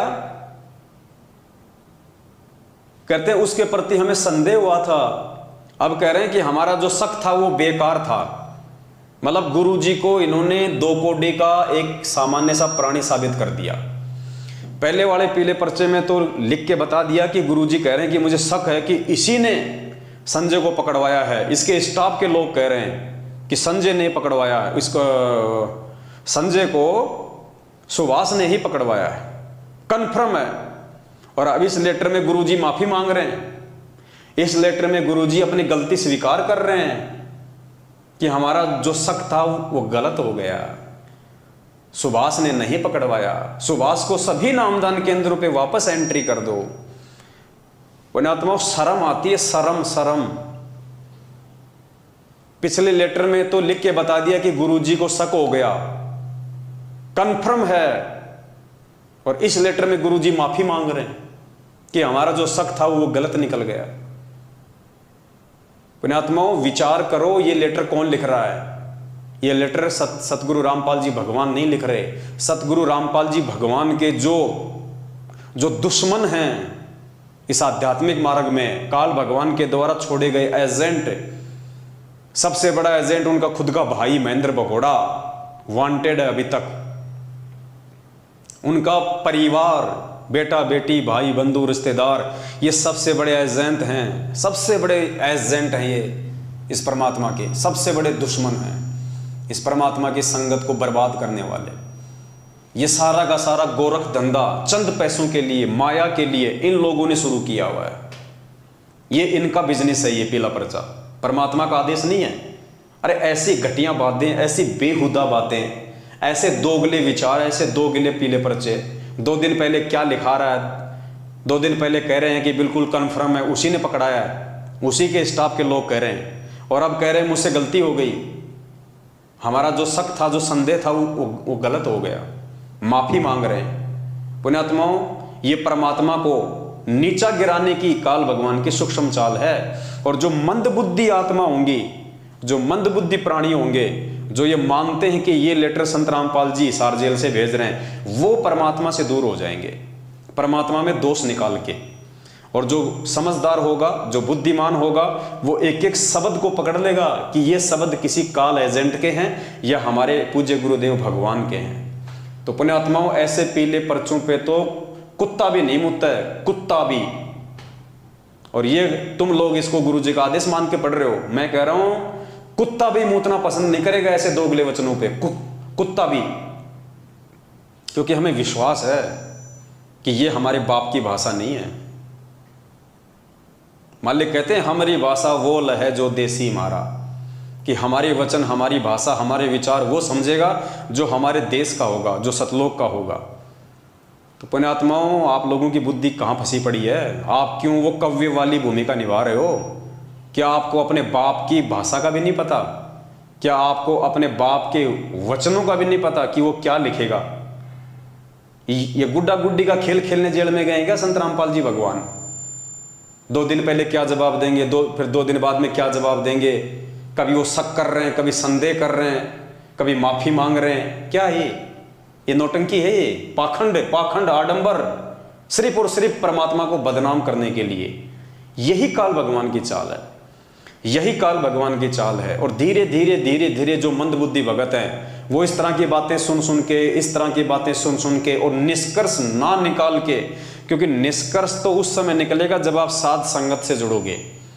बगैर साध संगत से जुड़े आप लाख जन्म भी इन पीले पर्चों का निष्कर्ष नहीं निकाल पाओगे। एक दिन आप खुद इस परमात्मा के मार्ग से दूर हो जाओगे, भगवान में बेवजह कमियां निकाल के। और यही चाल है काल भगवान की। उसका मेन टारगेट क्या है? आत्माओं को तोड़ना, आत्माओं को दूर करना, भगत समाज को दूर करना, परमात्मा की मर्यादाओं से दूर करना। और एक बार भगत परमात्मा की मर्यादा से दूर हुआ तो काल भगवान के जाल में। मालिक कहते हैं जब तक हंसा हमरी आना, काल लगे ना तेरा बाणा।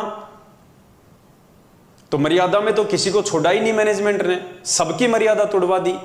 तो सबके ऊपर काल भगवान बैठा है। किसी की बुद्धि में ये बातें नहीं आ रही कि इनमें क्या लिखा हुआ है, ये क्या है, हकीकत क्या है, हम क्या पढ़ रहे हैं रोजाना, हमें क्या पढ़ना चाहिए था। कोई परमात्मा का कोई सही संदेश आज तक भेजा इन लोगों ने? कोई ज्ञान की बातें इन पीले पर्चों में आई आज तक? कोई ऐसी बातें जो भक्ति के प्रति हमारा मतलब हमारे मन में जो है वो दृढ़ता पैदा हो, हमारे मन में विश्वास पैदा हो? क्या आज तक ऐसी कोई बात इन पीले पर्चों में आई? इसलिए दास कहता है कि इन पीले पर्चों में जो तुम लोग इनको समझते हो कि ये गुरु जी के आदेश हैं, मंदबुद्धि लोग, साध संगत के अलावा जितने भी लोग हैं जो इनको फॉलो करते हैं, इन आदेशों को, इन बातों को मानते हैं, मैं कहता हूं इनमें कुत्ते भी मूतना पसंद नहीं करें ज्ञान आधार से। इनमें कुत्ते भी पेशाब करना पसंद नहीं करें ज्ञान आधार से। और तुम इनको माथे के लगा के आदेशों को फॉलो कर रहे हो। सोचो तुम अध्यात्म और मोक्ष मार्ग की लाइन में कहां खड़े हो, तुम्हारा स्थान कौन से नंबर पे है। जैसा कि भगत सुभाष सनोफ श्री महेंद्र सिंह गांव सुंडाना जिला रोहतक के प्रति संदेह हुआ था कि उसने भगत संजय दास खानपुर को एसटीएफ पुलिस को सीआईडी देकर पकड़वाया है, उसने अपना स्पष्टीकरण दिया है तथा अन्य जांच से पता चला है कि भगत सुभाष दास निर्दोष हैं। पिछले लेटर में तो जांच से यह पता चला था कि उसी ने पकड़वाया है, और इस लेटर में अन्य जांच से यह पता चल गया कि वो निर्दोष है। मतलब गुरुजी तो फिर 2 कोड़ी के जीव साबित हो गए। फिर हम क्यों संध्या आरती करते हैं और लास्ट में क्या कहते हैं? अंतर्यामी एक तुम आत्म के आधार, जो तुम छोड़ो हाथ तो मोए कौन उतारे पार। एक तरफ तो हम गुरुजी को अंतर्यामी कह रहे हैं और दूसरी तरफ यहां क्या, अंतर्यामी को यहां पे 2 कोड़ी का जीव साबित किया जा रहा है। 2 दिन पहले तो उन्होंने पक्का बता दिया कि सुभाष ने पकड़वाया है, जांच से पता चला है, उसी के साथियों ने बताया है। और आज क्या कह रहे हैं कि जांच से पता चला है कि सुभाष तो निर्दोष है। पुण्यात्माओं, शर्म करो, शर्म। गधे कुत्ता बनने के लिए भी जगह नहीं बचेगी, गधा कुत्ता बनने के लिए भी जगह नहीं बचेगी अगर यूं ही मूर्खता में चलते रहे तो। ये परमात्मा एक बार हाथ से निकल गए ना, फिर कुम्हार के नीचे आओगे, कुम्हार के, फिर क्या हाल होगा। आज मानव शरीर में सुखी नहीं है, कल को जानवर योनि में कहां से सुखी होगी। ये मजाक नहीं चल रहा, ये धरती पे बहुत बड़ा युद्ध चल रहा है, धर्म युद्ध, काल भगवान और इस पूर्ण परमात्मा सतगुरु रामपाल जी भगवान के बीच में। काल भगवान ने अपने एजेंट के रूप में इस मैनेजमेंट को धरती पे उतार रखा है और सतगुरु ने अपने सेवकों के रूप में सत्सेवकों को उतार रखा है। ये निर्णय कर लेना आप लोग वीडियो देखने वाले रोगे, पछताओगे, धरती पे ठिकाना नहीं मिलेगा। उसकी नो एंट्री समाप्त की जाती है। भगत किसी भी आश्रम, नामदान केंद्रों व सत्संगों में जा सकता है। संदेह के कारण भगत सुभाष दास जी को जो कष्ट हुआ है तो दास क्षमा याचना करता है। ऐसा ही वो सुभाष दास होगा जो इस पर्चे को मान लेगा। अगर सुभाष दास ने इस पर्चे को मान लिया तो नालायक, तेरा गुरु तेरे से माफी मांग रहा है, तेरा गुरु तेरे से माफी मांग रहा है, तेरे को तो जीने का भी हक नहीं दुनिया में। वो सुभाष दास सब इंस्पेक्टर अगर ये वीडियो देख रहा हो तो ध्यान से पढ़ ले इस लाइन को। तेरा गुरु तेरे से माफी मांग रहा हाथ जोड़ के। अगर तुझे लगता है कि ये पीला पर्चा तेरे गुरु जी का है तो तुझे तो धरती पे जीने का अधिकार भी नहीं है। लेकिन किसकी बुद्धि में आएंगी ये बातें? दास का उद्देश्य आपको पटरी पर रखना है, पाप से बचाना, सतलोक पहुंचाना। अब इस लेटर में क्या लिखा जा रहा है गुरु जी की तरफ से कि दास का मकसद आपको पटरी पे रखना है, दास का मकसद आपको भक्ति करवाना है। और अगर इस पीले पर्चे के आने से पहले और पीले जो पिछला जो पीला पर्चा था उस आधार से अगर वो डिप्रेशन में आ जाता और वो आत्महत्या कर लेता कि मेरा तो जीवन का कोई मकसद ही नहीं रहा, मैं तो सब कुछ छोड़ छाड़ के परमात्मा की भक्ति पे लगा हुआ था, परमात्मा ने मुझे रिजेक्ट कर दिया, मेरी नो एंट्री कर दी। अगर वो सुभाष दास 2 दिन पहले डिप्रेशन में आ जाता और आत्महत्या कर लेता, सुसाइड कर लेता, तो क्या खाक उसको पटरी पे रखना है? इस लेटर में लिखा जा रहा है कि दास का उद्देश्य आपको पटरी पर रखना है, पाप से बचाना है। अगर 2 दिन पहले वो मर जाता डिप्रेशन में आके पिछले पीले पर्चे के माध्यम से, तो क्या खाक ये लाइन यहां पे लिखी गई है? पुण्यात्मा, ये है मूर्खता। आपके गुरु को आप ही के द्वारा 2 कौड़ी का साबित करवाया जा रहा है। और सबसे बड़े दोषी, मैनेजमेंट से भी बढ़ के दोषी अगर कोई होगा परमात्मा का तो ये मूर्ख संगत होगी। मूर्ख संगत जो अपने आत्म कल्याण के लिए भी जागरूक नहीं है, सबसे बड़े दोषी आप लोग होंगे। उनका तो काम है तुम लोगों को जहर पिलाना, लेकिन तुम लोग क्या अंधे हो क्या? क्या तुम इतना भी डिफरेंट नहीं कर सकते कि सामने जहर है या फिर ये पानी है? सबसे बड़ी कमी संगत की रहेगी।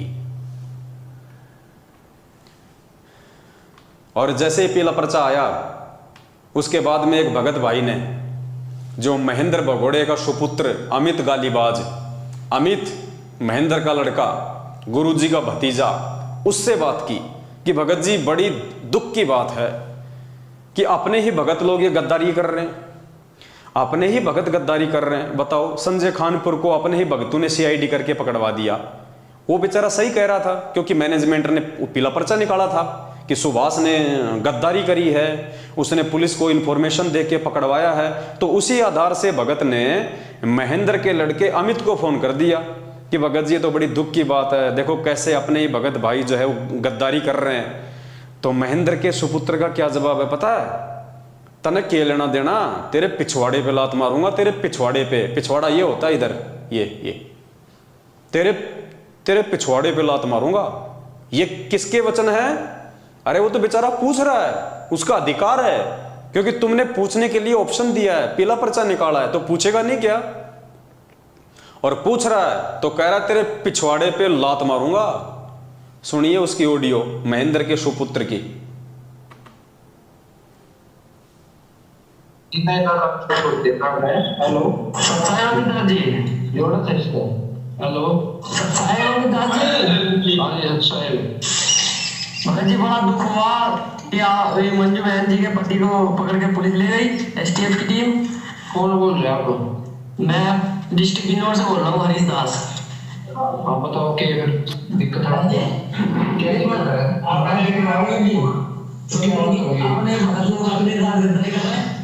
कोई होता नहीं है, मुझे सेवा है, ठीक है। अरे आप गुरुजी की सेवा है, गुरुजी के लिए रखे हैं। अरे गुरुजी ने यही सिखाया कि आगे कानून का दुरुपयोग करो। आप भी तो जो है विद्रोह केस में अंदर गए थे और आप सारे डॉक्यूमेंट गायब करवा दिए उन्होंने, आप भाग गए। तेरे पे छोड़ा गलत मारूंगा, समझा? बड़े ये आवाज जो है, डॉक्यूमेंट गायब करवा दिया उन्होंने, आप भाग। क्या कह रहा है? तेरे पिछवाड़े पे लात मारूंगा, ध्यान से सुनना। तेरे पे छोड़ा गलत मारूंगा, समझा? भाई ये आवाज है। हाँ ये आवाज ना ये सिख। तो ये वचन है सारनामी अमित के, जो महेंद्र भगोड़े का सुपुत्र है, गुरुजी का भतीजा है, ये उसके वचन है। फिर गुरुजी की लड़की से बात करी, मंजू से, तो मंजू ने फोन नहीं उठाया। मंजू की जो बड़ी बहन है अंजू, उसने फोन उठाया। वो कह रही है कि ये तो गुरुजी की सेवा है, इसमें दिक्कत क्या है आपको? अगर अंदर चला गया तो गुरुजी की सेवा है। तो बताओ पुण्यात्माओं, अगर इस गुरुजी के परिवार वालों को इस बात का पता है कि जेल में गुरुजी की सेवा चल रही है और जो भी व्यक्ति जेल में जाएगा वो गुरुजी की सेवा में जाएगा, तो नालायकों पिछले 7.5 साल से क्यों भगोड़ा बन के घुमा रहे थे उसको?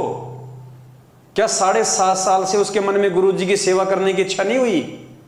अरे फिर क्यों बेचारे सुभाष दास को तुमने दोष दिया? क्यों उस सुभाष दास के ऊपर इल्जाम लगाया कि उसने पकड़वा दिया? उसने तो बहुत अच्छा काम किया, जो संजय खानपुर वाले को, मंजू के पति को गुरुजी की सेवा में भेज दिया। जिस सेवा से वो 7 साल से छुपता हुआ फिर रहा था, उसने तो बहुत नेक काम किया, जो संजय खानपुर वाले को गुरुजी की सेवा में जेल भेज दिया। तुमने तो उसका धन्यवाद करना चाहिए, और तुम उसके नाम का पीला पर्चा निकाल रहे हो कि उसने गद्दारी करी है। देख लो पुण्यात्मा, ये दोगली बातें इन लोगों की। एक तरफ तो कह रहे हैं कि वो तो गुरुजी की सेवा में है, सुन लीजिए, उसकी भी ऑडियो सुन लीजिए। हेलो हेलो हेलो मंजू बहन जी, सब्सक्राइब अंजू बहन जी है सब्सक्राइब। हाँ जी सब्सक्राइब बहन जी, सब्सक्राइब बोलो भगत जी। भगत जी बहन जी, ये एक पीला पर्चा आया था, उसमें देखा था ये है कि आपने भगत जी लोग भक्तों के साथ गद्दारी कर रहे हैं। हेलो हाँ जी सब्सक्राइब। कौन सा पीला पर्चा आया है? अरे ये कोऑर्डिनेटर जो भेजते हैं, हाँ फिर तो उसमें ये संजय खानपुर वाले कि अपने भगत ने किसी ने पकड़वाया है। हाँ पुलिस में जो है, हाँ हाँ भगत जी हाँ। तो अपने भगत लोग गद्दारी कर रहे हैं ना। हेलो हेलो आपको क्या करना था? आपको फिर उससे आप नहीं अपना काम है, भक्ति करो, सेवा करो। नहीं, बड़ा दुख हो रहा है ना सुन के। बहन जी इस वजह से फोन किया था मैंने, बहुत दुख हुआ, मतलब सुन गया था। हाँ कोई नहीं भगत जी, वो तो गुरुजी की अपने सेवा पे गए है ना। अच्छा गया था। हाँ कोई ध्यान से सुनना पुण्यात्माओं, गुरुजी की बड़ी लड़की अंजू, मंजू की बहन क्या कह रही है कि मेरे जीजाजी तो सेवा में गए। क्या हुआ? तो वो तो गुरुजी की सेवा में गए। ध्यान से सुनना। नहीं भगत जी, वो तो गुरुजी की अपने सेवा पे गए है ना। अच्छा बहन जी ये बात बताइए। ये गुरुजी की बड़ी लड़की के स्टेटमेंट हैं कि वो तो गुरुजी की सेवा में गया है। अब बताओ, 7 साल से उसको गुरुजी की याद नहीं आई, 7 साल से उसको गुरुजी की सेवा करने की याद नहीं आई। अब वो गुरुजी की सेवा में गया है, जब उसको पुलिस ने पकड़ के लिया तब वो कह रहे हैं गुरुजी की सेवा में गया है। तो पुण्यात्माओं, ये ड्रामा इनका, ये ढोंग है इन लोगों का, पाखंड है इन लोगों का। पीले पर्चे निकाल देते हैं, भगत समाज सवाल करता है तो फिर कहते हैं तेरे पिछवाड़े पे लात मारूंगा। तो पुण्यात्माओं, ये आप लोगों को मूर्ख बनाया जा रहा है, और मूर्ख वही बनेगा जो मंद बुद्धि होगा, जिसकी छोटी सोच होगी। अब ये विचार आप भगत समाज ने करना है। दास का काम है आपके सामने हकीकत लाके रखना।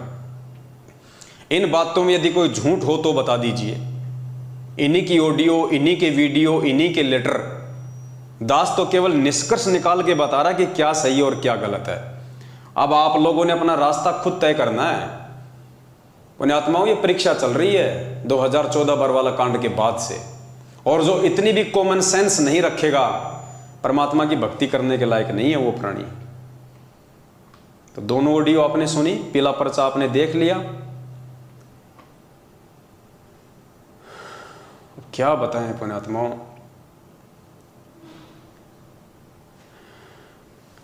और बहुत सारी बातें हैं, समय ज्यादा हो जाएगा, इसलिए दास प्रार्थना करेगा।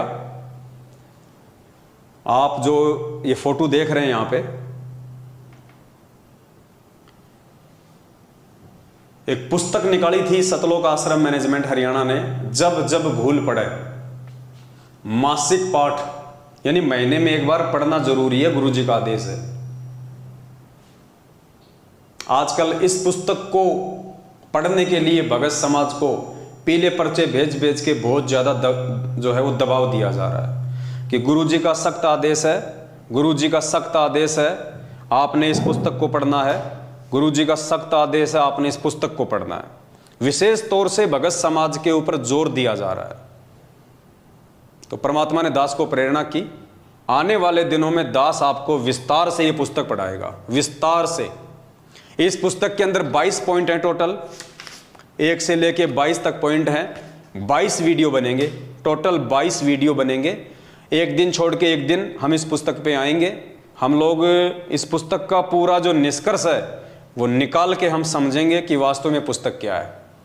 और पुण्यात्मा, इस पुस्तक को पढ़ना बहुत जरूरी है।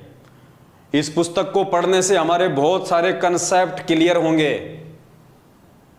और वास्तव में यह पुस्तक भगत समाज को जगाने के लिए, सतलोक आश्रम मैनेजमेंट हरियाणा के पाखंड से बाहर निकालने के लिए।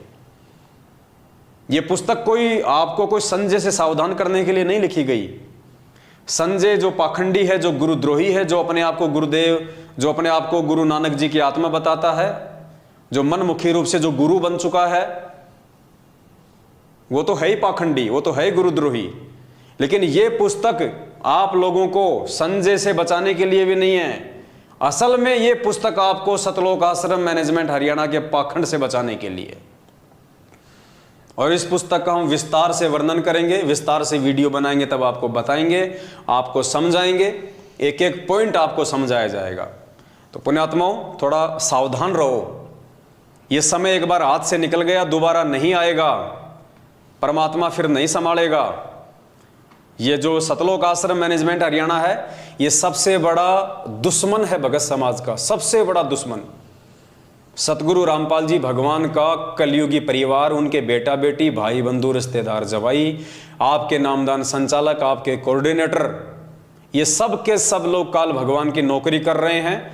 अपने धार्मिक धंधे को आगे बढ़ाने के लिए, अपने स्वार्थों को आगे रख के ये लोग चल रहे हैं। आप लोग इनको फ्री के मजदूर मिले हुए हैं ये पुस्तकें बांटने के लिए।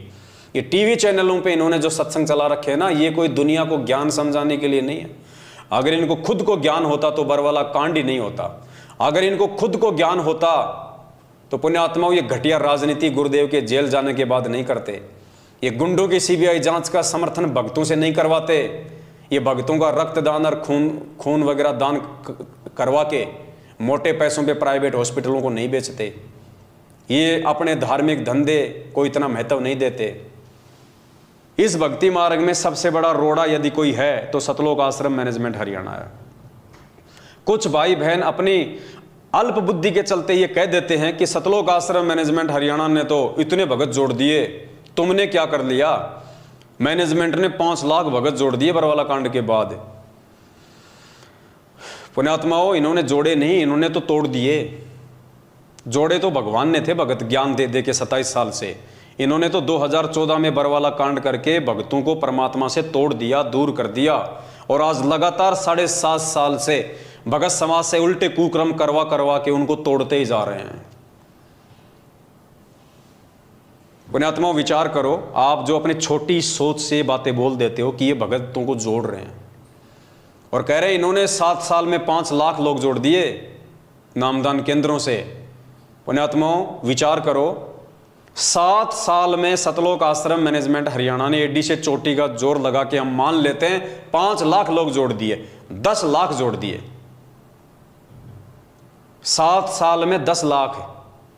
हिंदुस्तान की जनसंख्या 140 करोड़ और ये 7 साल में जोड़ रहे हैं 10 लाख। इनके हिसाब से तो पुण्यात्माओं 700 साल में भी पूरा हिंदुस्तान नहीं जुड़ेगा। अकेला हिंदुस्तान ही इनके हिसाब से 700 साल में नहीं जुड़ने वाला। और परमात्मा ने जोड़ना थोड़े से समय में पूरी दुनिया को। तो पुण्यात्माओं, परमात्मा का मिशन इनके अनुसार चलेगा या परमात्मा के अनुसार चलेगा? ये लोग जोड़ नहीं रहे, ये तोड़ रहे हैं। अरे भगत तो परमात्मा ने बनाए थे, इन्होंने तो बिगाड़ दिया। गुरुदेव ने सत्संग में कहानी बताई एक साधु था।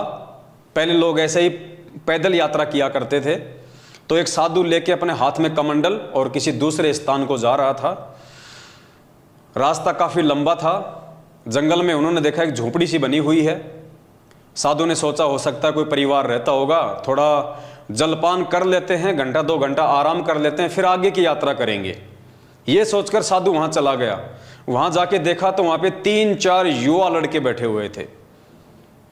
तो युवा लड़कों ने कहा कि आओ महाराज, आओ आओ, बैठो बैठो बैठो बैठो।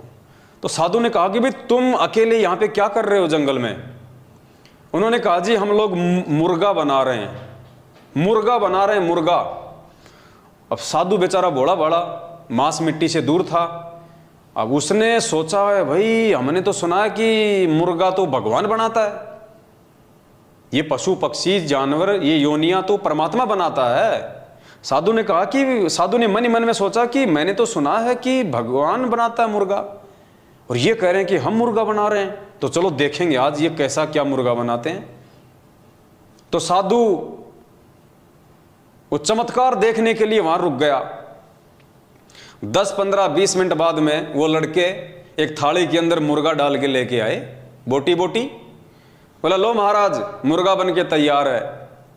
तो महाराज ने सर पे 3 थप्पी मारी और कहा रे नालायको, अरे तुमने बनाया कहां, तुमने तो बिगाड़ दिया। अरे ये मुर्गा तो भगवान ने बनाया था, नालायको तुमने तो उस भगवान के बनाए गए मुर्गे को बिगाड़ दिया। साधु वहां से चल दिया। पुण्यात्मा वो साधु तो समझदार था इसलिए वहां से चल दिया। मैं कहता हूं अगर आज की संगत अगर वहां होती तो मुर्गे की बोटी बोटी खा जाती, नहीं छोड़ती, और कहती बहुत शानदार बनाया, गजब बनाया। तो पुण्यात्माओं उस मुर्गे की तरह इस नालायक सतलोक आश्रम मैनेजमेंट हरियाणा ने, गुरुदेव के परिवार वालों ने संगत को बिगाड़ दिया। बनाया तो भगवान ने था। अरे भगत तो भगवान ने बनाए थे 2014 से पहले। 27 साल की मेहनत से, ज्ञान दे दे के, मर्यादा में रख रख के, 5 यज्ञ आश्रम में बुला के, करवा करवा के, भगत तो भगवान ने बनाए थे। नालायको तुमने तो उस मुर्गे की तरह भगतों को बिगाड़ दिया। आज ये राजनीति करवा करवा के, आरक्षणों में बैठा बैठा के, इन भक्तों का ज्योति पाठ और दान का पैसा हरियाणा के जाट आरक्षण में लुटा के, आनंदपाल सिंह जैसे गैंगस्टर की सीबीआई जांच में लगा के, नालायको तुमने तो भगवान के बनाए गए भक्तों को बिगाड़ दिया उस मुर्गे की तरह। तो मेरा सभी समझदार भाई बहनों से मेरी विनती है, मेरी प्रार्थना है, सबसे पहली बात तो इन फर्जी नामदान केंद्रों पे ना जाइए। आप लोग साध संगति से जुड़ जाइए और देखिए उसके बाद आपको कितना आनंद आता है परमात्मा की भक्ति में। और फिर भी यदि आप इन नामदान केंद्रों पे जाना नहीं छोड़ते हैं तो उत्तराखंड की जो घटना है उससे आप लोग सबक लीजिए।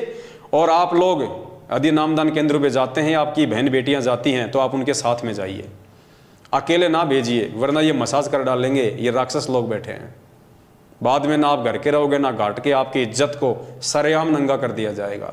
और मेरे पास यदि वो वीडियो आ गया तो बची खुची जो इज्जत है फिर वो दास उगाड़ देगा, क्योंकि दास की तो ड्यूटी यही है। जो मंदबुद्धि प्राणी इतना समझाने के बाद भी, इतना बताने के बाद भी, भगवान के द्वारा इतना ज्ञान दिए जाने के बाद भी जो नीर खीर का निवेरा नहीं कर सकता, उनकी इज्जत रखने का कोई मतलब नहीं है।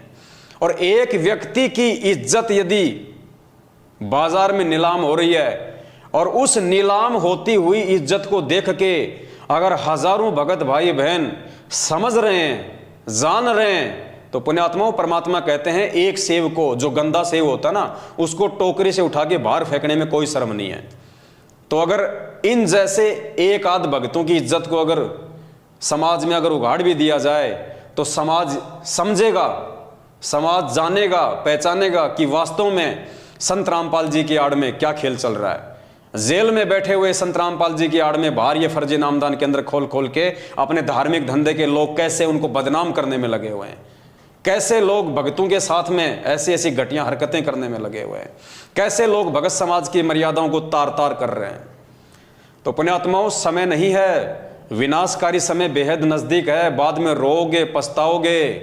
ये संदेशे बार बार नहीं मिलेंगे आपको आने वाले समय में, क्योंकि विश्व युद्ध छिड़ेगा।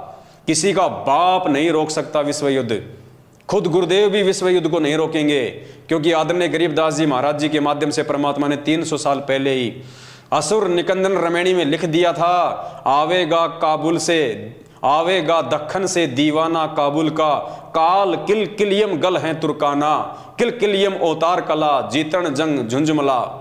ऐसा पुरुष आया कहता है गरीबदास, दिल्ली मंडल होई विलास नी कलंक राय। परमात्मा ने तीसरे विश्व युद्ध की भविष्यवाणी की हुई है। असुर निकंदन रमैणी का सरलार्थ पढ़ लेना इन चौपाइयों का, कि आवेगा दक्खन से दीवाना काबुल का, पढ़ लेना अच्छे से कान खोल के। पूरे विश्व में टहलका मचेगा, ज्यादातर मुस्लिम कंट्रियां आपस में कट के मर जाएंगी। अमेरिका, चीन और रसिया 90% इसका सत्यानाश होगा, नष्ट होगा, बचे कुचे लोगों को भारत शरण देगा। और ये सतगुरु रामपाल जी भगवान उस समय आएगा जब पूरी दुनिया में तहस नहस मच जाएगा, तहस नहस मच जाएगा। पूरे हिंदुस्तान में आर्मी शासन लागू होगा, मिलिट्री शासन लागू हो जाएगा, इमरजेंसी लग जाएगी जो सन 1984 में पंजाब में लगी थी। भयंकर स्थिति होगी, दाने दाने को लोग तरस जाएंगे, दाने दाने को। गंदी नाली में अगर कोई टुकड़ा पड़ा होगा रोटी का, अपनी जान बचाएंगे, कुत्ते की तरह उठा के खाएंगे। परमात्मा ने 1720 में जब गरीबदास जी महाराज जी आए थे, उस समय वहां पे दुर्भिक्ष पड़ा था, अकाल। और गरीबदास जी महाराज जी ने अपनी वाणी में कहा कि उस समय दिल्ली के राजाओं के क्या हाल हो गए थे। 1720 की बात है, ज्यादा लंबा इतिहास नहीं है। परमात्मा कहते हैं, शहजादे मांगत फिरें वो दिल्ली के उमराव। वो शहजादे, राजाओं के लड़के जिनको शहजादा कहा जाता है, दिल्ली के बादशाहों की औलाद, कहते हैं शहजादे मांगत फिरे वो दिल्ली के उमराव। एक एक रोटी मांगते फिरते थे वो राजाओं के लड़के, राजकुमार, शहजादे। तो गरीबदास जी ने अपनी वाणी में लिखा है, शहजादे मांगत फिरे दिल्ली के उमराव, और जिन रोटी पाई नहीं जो खाते थे नान पुलाव। जो कभी नान पुलाव खाते थे ना, जो पनीर की सब्जियां खाते थे, परमात्मा कहते हैं उस 1720 के अकाल में अनाज की इतनी शॉर्टेज आ गई, वो दिल्ली के बादशाह भी रोटी का टुकड़ा टुकड़ा मांगते थे।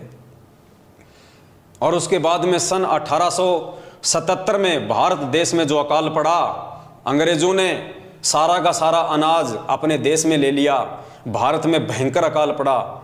1877 में जो कंकाल देखते हैं ना हॉस्पिटल में, डॉक्टर लोग रखते हैं नमूने के तौर पे कंकाल, वो स्थिति हो गई थी हमारे देश की।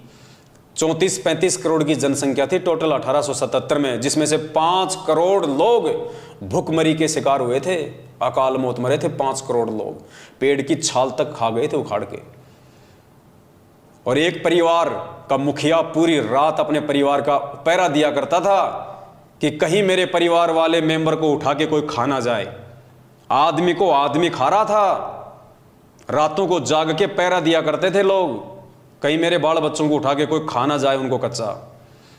पुण्यात्मा, वो समय आएगा तभी ये दुनिया संत रामपाल जी को परमात्मा मानेगी, वरना ऐसे जेल में बैठे हुए और देशद्रोह का मुकदमा लगे हुए संत रामपाल जी को कोई परमात्मा नहीं मानेगा। ये परमात्मा दुनिया को बंदर दिखाएगा। लेकिन सबसे विचारणीय विषय ये होगा कि उस समय उन मंदबुद्धि और बेबुद्धि भक्तों का क्या होगा जो आज साध संगति से ना जुड़ के अपनी मर्यादा तोड़ के परमात्मा से दूर होते जा रहे हैं। आप लोगों का क्या होगा उस समय। पुण्यात्माओं, ये बातें तुम्हें मजाक लग रही होंगी, ये मजाक नहीं है। 27 साल से भगवान चिल्ला चिल्ला के जेल में जाके बैठ गया, किसी ने नहीं सुनी। दुनिया के तो छोड़ो, आज खुद 90% उनके भगत उनकी बातों को भी यकीन नहीं कर रहे। आज उनके भगत उनको परमात्मा नहीं मान रहे, उनकी शिक्षाओं पे नहीं चल रहे। 27 साल से भगवान ने जो निर्मल ज्ञान दिया उसके विपरीत चल के अपने गुरु जी की धज्जियां उड़ा रहे हैं, उनके आदेशों की धज्जियां उड़ा रहे हैं। पिछले 7.5 साल से हम सत्सेवक भाई बहन चिल्ला चिल्ला के समझा रहे हैं कि मान जाओ मान जाओ। इस धरती पे यदि काल उतरा हुआ है तो सतलोक आश्रम मैनेजमेंट हरियाणा के रूप में उतरा हुआ है। और काल को दुनिया की चिंता नहीं है, काल को सबसे ज्यादा चिंता आप भक्तों की है कि कैसे इन भक्तों को जाल में फंसाया जाए। क्योंकि काल की हद से केवल हम भगत बाहर निकल रहे हैं। यदि काल के हद से बाहर निकलने का कोई प्रयास कर रहा है 21 ब्रह्मांड से, तो हम भगत कर रहे हैं, तो वो सबसे पहले हम भक्तों को काबू में करेगा। और उसका काबू करने का एक ही तरीका है, मर्यादा तोड़वाना। क्योंकि गुरु जी का वचन है, गरीबदास जी महाराज जी ने अपनी वाणी में लिखा है कि मुझे परमात्मा ने दुखी होते हुए कहा था कि गरीबदास, मैं समर्थ हूं, मैं परमात्मा हूं, अनंत कोटि ब्रह्मांड का स्वामी हूं, लेकिन भाई मैं क्या करूं, मेरी आंखों के सामने मेरे बच्चे मरते, मुझे बड़ा दुख होता है, मैं क्या करूं। तो गरीबदास जी महाराज जी ने परमात्मा की उस वाणी को अपने शब्दों में लिखा। परमात्मा कह रहे हैं कि अनंत कोटि बाजी जहां और हम रचे सकल ब्रह्मांड, और गरीबदास मैं क्या करूं, यो काल करे जीव खंड। कि गरीबदास उस समय मैं भी मजबूर हो जाता हूं, मैं समर्थ परमात्मा भी असमर्थ हो जाता हूं, जब ये काल मेरी आत्माओं को मर्यादा तोड़वा कर मुझसे दूर कर देता है। और मेरा और इस काल का एक एग्रीमेंट हो रखा है कि जब तक हंसा हमरी आना, काल लगे ना तेरा बाणा। जब तक मेरा भगत मेरी मर्यादा में रहेगा, काल तेरा कोई बेटक, तेरा कोई भी दाव उस पर नहीं लग सकता। लेकिन जिस दिन मेरे भगत की मर्यादा टूटी, उसी दिन से वो मुझसे ऑटोमेटिक दूर हो जाएगा, फिर उसके ऊपर तेरा पैरा होगा। तो पुण्यात्माओं, आज वो काल भगवान जिसने खुद परमात्मा को वचन दिया था कि परमात्मा तीनों युगों में जीव थोड़े ले जाना, और जब वो कलयुग आवे तो जितने मर्जी जीव ले जाना। तो पुण्यात्माओं, आज ये कलयुग है, बिचली पीढ़ी, काल ने खुद वचन दे रखा भगवान को, तो काल चादर ओढ़ के नहीं सो रहा। 1000 कला का स्वामी है, 1000 मुंह खोल के बैठा संगत को खाने के लिए, और आए दिन संत रामपाल जी की संगत को अपना निवाला बना रहा है। सबसे ज्यादा संगत अगर आज किसी संत की मर रही है तो ये सोचने का विषय, ये शर्म की बात है कि संत रामपाल जी भगवान की मर रही है, जबकि मरनी चाहिए थी नकलियों की, लेकिन मर रही है उस असली संत की। क्यों? मर्यादा टूटने के चलते। मर्यादा कौन तोड़वा रहा है? संत रामपाल जी भगवान का कलयुगी परिवार, उनके बेटा बेटी भाई बंधु रिश्तेदार, ये कोऑर्डिनेटर, ये नामदान संचालक, ये पीले पर्चे निकाल निकाल के, फर्जी लेटर निकाल निकाल के, नकली ऑडियो निकलवा के। भाई ये कलयुग है, मशीनरी युग। जब एक नरेंद्र मोदी की सैकड़ों लोग हूबहू आवाज निकाल सकते हैं, धर्मेंद्र की हूबहू आवाज निकाल सकते हैं, अमिताभ बच्चन की हूबहू आवाज निकाल सकते हैं, एक व्यक्ति, एक मिमिक्री आर्टिस्ट सैकड़ों लोगों की आवाज निकाल देता है, और उनसे भी बेहतर जानवरों तक की आवाज निकाल देता है, वो ट्रेन तक की आवाज निकाल देता है। पुण्यात्माओं, ये काल भगवान का भयंकर जाल है, ये बच्चा नहीं है। बच्चे आप और हम हैं जो समझ नहीं पा रहे, और साध संगति से ना जुड़ के सतलोक आश्रम मैनेजमेंट हरियाणा की अंधे होके गुलामी करने के चलते आए दिन मर्यादा तोड़ के परमात्मा से दिन ब दिन दूर होते जा रहे हैं। और अगर यही स्थिति रही तुम्हारी तो देखना पुण्यात्माओं, ये पीले पर्चे मीठा जहर है। तुम्हारा कोऑर्डिनेटर ये स्लो पॉइजन है, एक दिन तुम्हें निगल जाएगा। परमात्मा ने गीता अध्याय नंबर 2 श्लोक नंबर 53 या 47 पढ़ाया कि जिस प्रकार एक जलाशय गर्मी के महीने में धीरे धीरे उसका पानी कम होता जाता है, धीरे धीरे, और वो खाली हो जाता है, और खाली होते का निशान भी दिखाई नहीं देता। ठीक इसी प्रकार पुण्यात्माओं, ये सतलोक आश्रम मैनेजमेंट हरियाणा तुम्हारे को परमपिता परमेश्वर के आदेशों की आड़ में जो मीठा जहर पिला रहा है, राजनीति का, आरक्षणबाजी का, रक्तदान का, देहदान का, गैंगस्टरों की सीबीआई जांच का, ज्योति का, पाठ का, पुण्यात्माओं ये स्लो पॉइजन है। और ये स्लो पॉइजन एक दिन तुम्हारी नसों में इस कदर बैठ जाएगा, तुम स्वतः ही स्थिर हो जाओगे। तुम ना घर के रहोगे ना घाट के, और फिर कभी ना कभी काल भगवान के कहर का शिकार हो जाओगे, और पीछे से तुम्हारे नाम का एक पीला पर्चा निकाल दिया जाएगा, सतलोक चला गया, सतलोक चला गया, परमात्मा की आत्मा सतलोक चली गई। एक्सीडेंट में मर जाए वो भी सतलोक, नहर में कूद के मर जाए वो भी सतलोक, दोनों पति पत्नी लड़ाई झगड़ा करके मर जाएं वो भी सतलोक। अरे फिर भक्ति की जरूरत क्या है? फिर तो दुनिया मर रही है, वो भी सतलोक जारी होगी सीधी।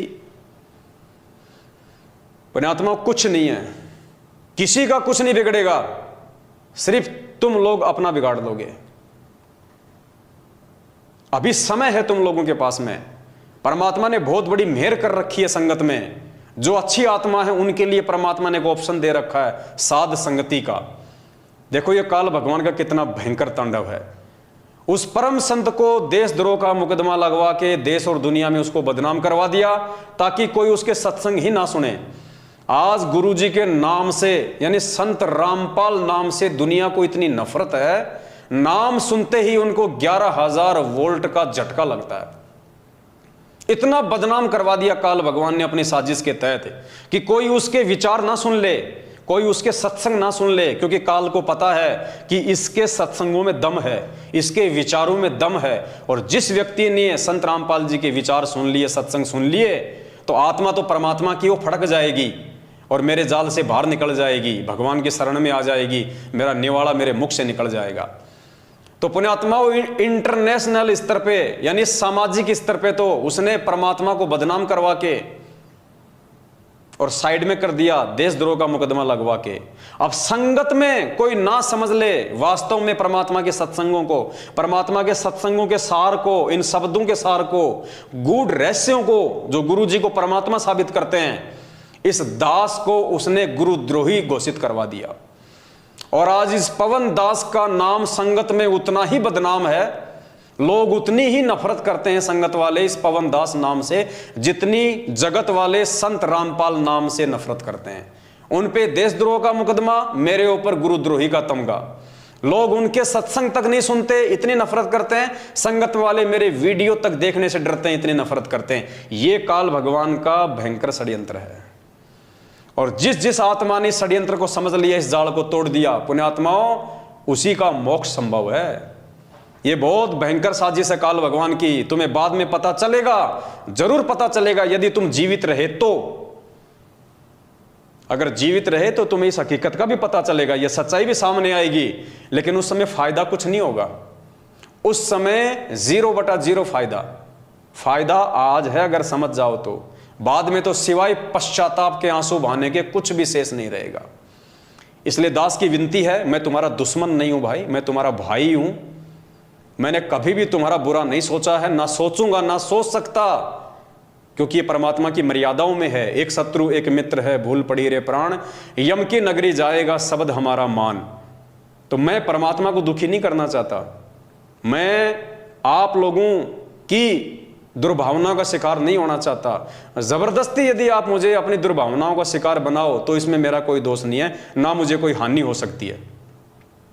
इसलिए मेरी आप सभी भाई बहनों से हाथ जोड़ के विनती है, आप जितने भी सतलोक आश्रम मैनेजमेंट हरियाणा के पीछे चल रहे हैं, पुण्यात्माओं, आंखें खोलो। और परमात्मा कहते हैं, कहे कबीर सोए जन मेरा, जो नीर खीर का करे निबेरा। गुरुदेव कहते हैं, मेरा असली भगत वो है जो सही और गलत दोनों में से सही की पहचान कर लेगा। तो पुण्यात्माओं, तुम्हारे को तो सही देखने भी नहीं दिया जा रहा, सही बात को तो तुम्हारे हाथ भी नहीं लगने दिए जा रहे।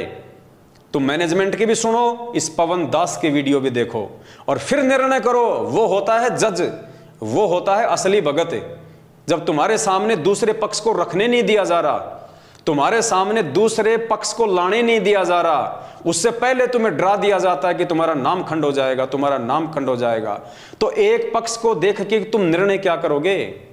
अरे कोर्ट में जो जज बैठता है, जब तक उसके सामने दोनों पक्षों को नहीं रखा जाएगा, दोनों पक्ष के वकील अपनी अपनी दलीलें पेश नहीं करेंगे, तब तक वो जज क्या निर्णय करेगा कि क्या सही और क्या गलत है।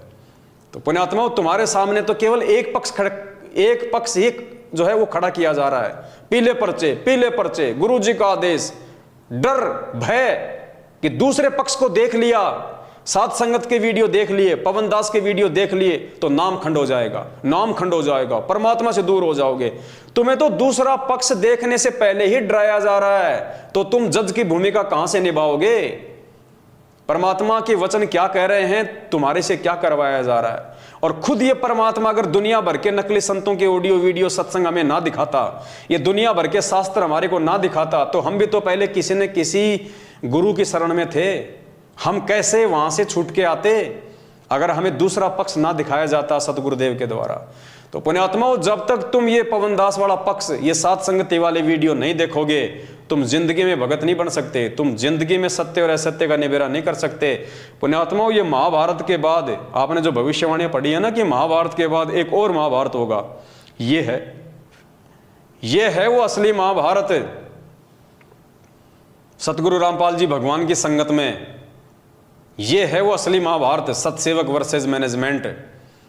और इस महाभारत में जिस जिस व्यक्ति ने भीष्म, कर्ण और द्रोणाचार्य की भूमिका निभाई, उसका बक्कल उतरेगा, बक्कल आए दिन उतर रहा है।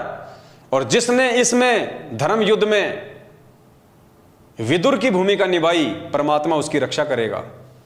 तो ये निर्णय आप लोगों के ऊपर है। मैं तो 7 साल से भोग ही रहा हूँ, आगे भी भोगता रहूंगा जब तक परमात्मा का आदेश होगा।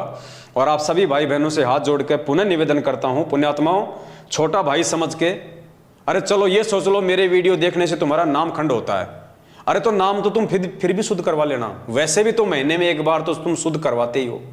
ये तो है नहीं कि तुम मर्यादा में हो, मर्यादा तो सबकी टूटी हुई है।